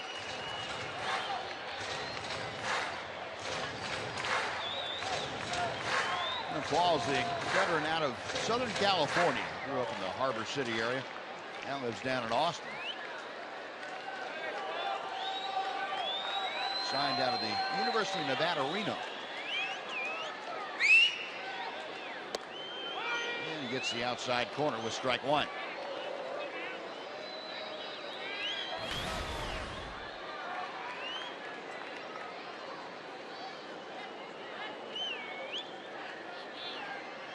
Elvis hitting at 258 as he awaits McQuall's pitch. Correa goes the short way to get the sliding Chu. And the Rangers are gone in the 8th. No runs, no hits. The Walker left stranded. We're going to the 9th inning. It'll be up to Sean Tollison to protect a 12-9 Ranger lead. Globe Life Park, Rangers on top, 12-9. Don't worry, we'll have plenty of reaction coming your way after this one on Rangers Live, the post-game show. It has been an eventful evening, to say the least. We'll have the skipper, Jeff Bannister, Emily Jones working the clubhouse for player reaction. Perhaps we'll hear from the man who hit the second fastest cycle since '74, Adrian Beltre. Plus we'll have Jim Knox, Mark McLemore, and the greatest tandem in the broadcast game, Steve Busby, Tom Grieve, who we kick it back to now. We'll see you afterward on Rangers Live, the post-game show, guys. All right, Aaron, thank you. Well, turn it over to Sean Tollison. Tollison, 18 out of 19 in save opportunities, and he has his 20th opportunity here tonight. This is 47th game of the year. 3-2, the league hitting .236 against him. And he will face Preston Tucker to start things off. It'll be Tucker, Evan Gattis, and Jed Lowry. Rangers leading 12-9. Tucker doubled his last time up. He is 1 for 4, and he goes after Sean Tollison pitch without success. Well, Sean's going to have to face some good hitters, but he will miss Altuve, Gomez, and Correa. Sam Dyson pitched his way through the top of the lineup, gave up a hit. 2 outs, including a strikeout. It'll be 4, 5, and 6 for Sean. Tucker able to lay off that changeup. 1-1 the count. Tucker, along with his double, is lined to third, popped to short, and grounded to short. There's the breaking ball that Sean Tollison gets in. It's 1-2. Tollison picked up his 18th save in the New York series, the 3rd game of that series. To center field, Leonis Martin. 1 out.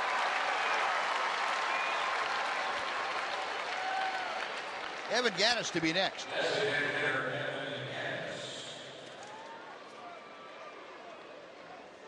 The Rangers have won 5 of the 9 meetings so far against the Astros this year.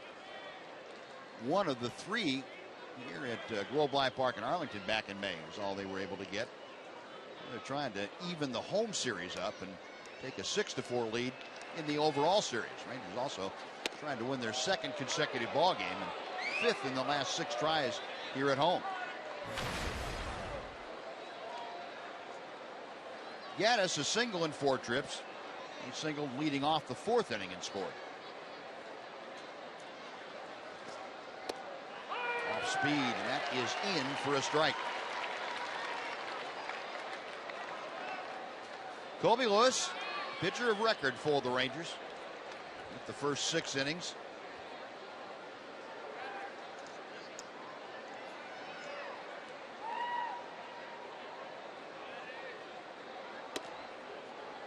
Two balls and a strike.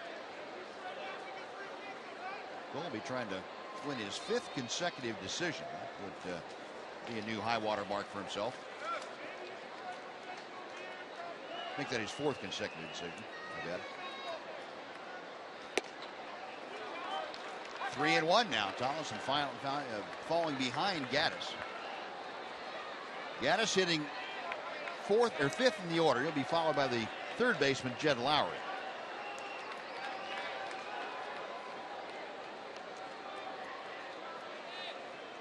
Now the 3-1.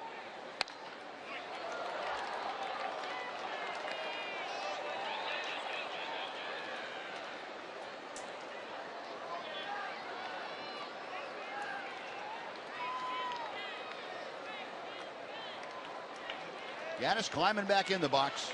He is ready to go. Bobby Wilson flashing the signs, and Sean Tollison with a payoff pitch. Got him looking. Gaddis barking at Paul Schreiber, the home plate umpire, as he walks back to the Astro dugout. That is out number 2. Pitcher's pitch. Sean gets the call. Gaddis a little upset with that call. Bottom of the strike zone.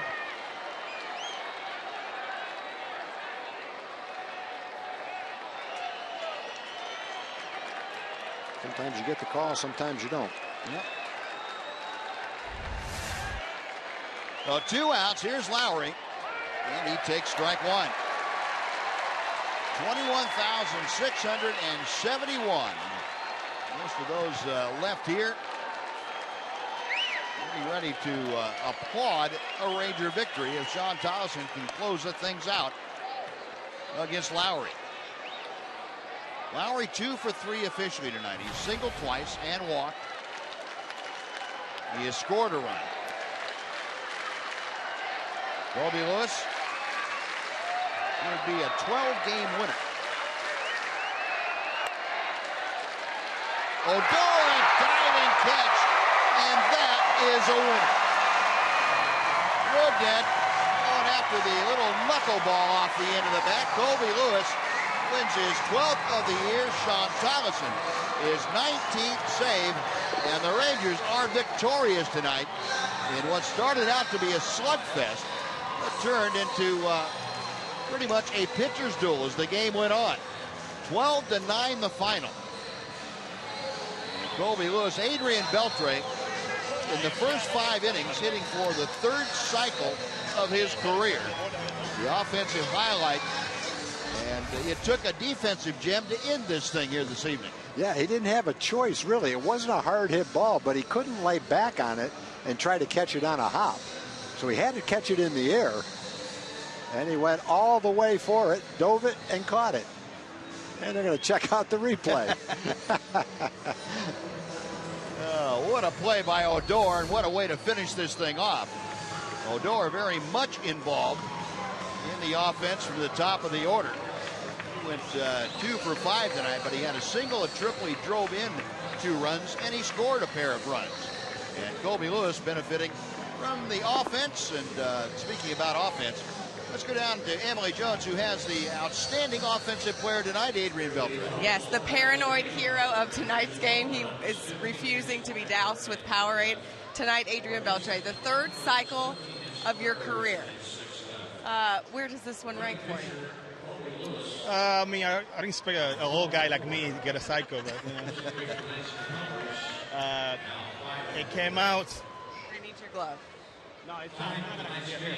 Oh, okay. He's sorry. I don't know what's going on exactly. Well played. Well played. No.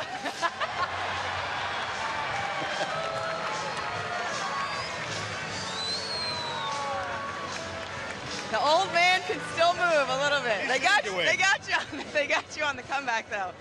Adrian, just tonight a special night for you, a great team win. What does this say about this team? Well, it says a lot. You know, we've been trying to find our identity. I think offensively we've been up and down, trying to be more consistent. And I think our offense is kind of finding the groove. And hopefully we can keep it like that the last 2 months, because it's going to be a tight race, and we believe we have the team to do it. What about for you personally? It's been an up and down season for you as well. What does tonight do for you? Yeah, I mean, it's nice to have a game like this to kind of get your confidence up. You know, I've been working on my swing to be more consistent too. I haven't been driving the ball the way I wanted to, but I think the last couple of days it's been a kind of something that clicked, so hopefully I can keep it up. I know you hate to talk about yourself and your accomplishments, yeah, but, but to have 3 cycles in your career, you're among some pretty elite company. To accomplish something like that, what does it mean to you personally? When you're fast, like I am, when you're fast like I am, it's true it's that difficult. But you know, it's been nice. It's been nice. I don't think, you know, I would ever thought about it, getting 3 cycles in my career, but, you know, I'm humbly accepting that, and I mean, I'm proud of what I've done so far. Amy, you're so fast. Adrian Beltre, you guys, back up to you. All right, Ed, thank you very much. Adrian, quick with the wit and quick with the feet, and the hands also. Adrian Beltre, part of that big night offensively for the Rangers, and after the ball game, he had to be quick to get away from those guys, Elvis and Martin Perez after it. We'll come back with more from Globe Life Park right after this, a big Ranger win.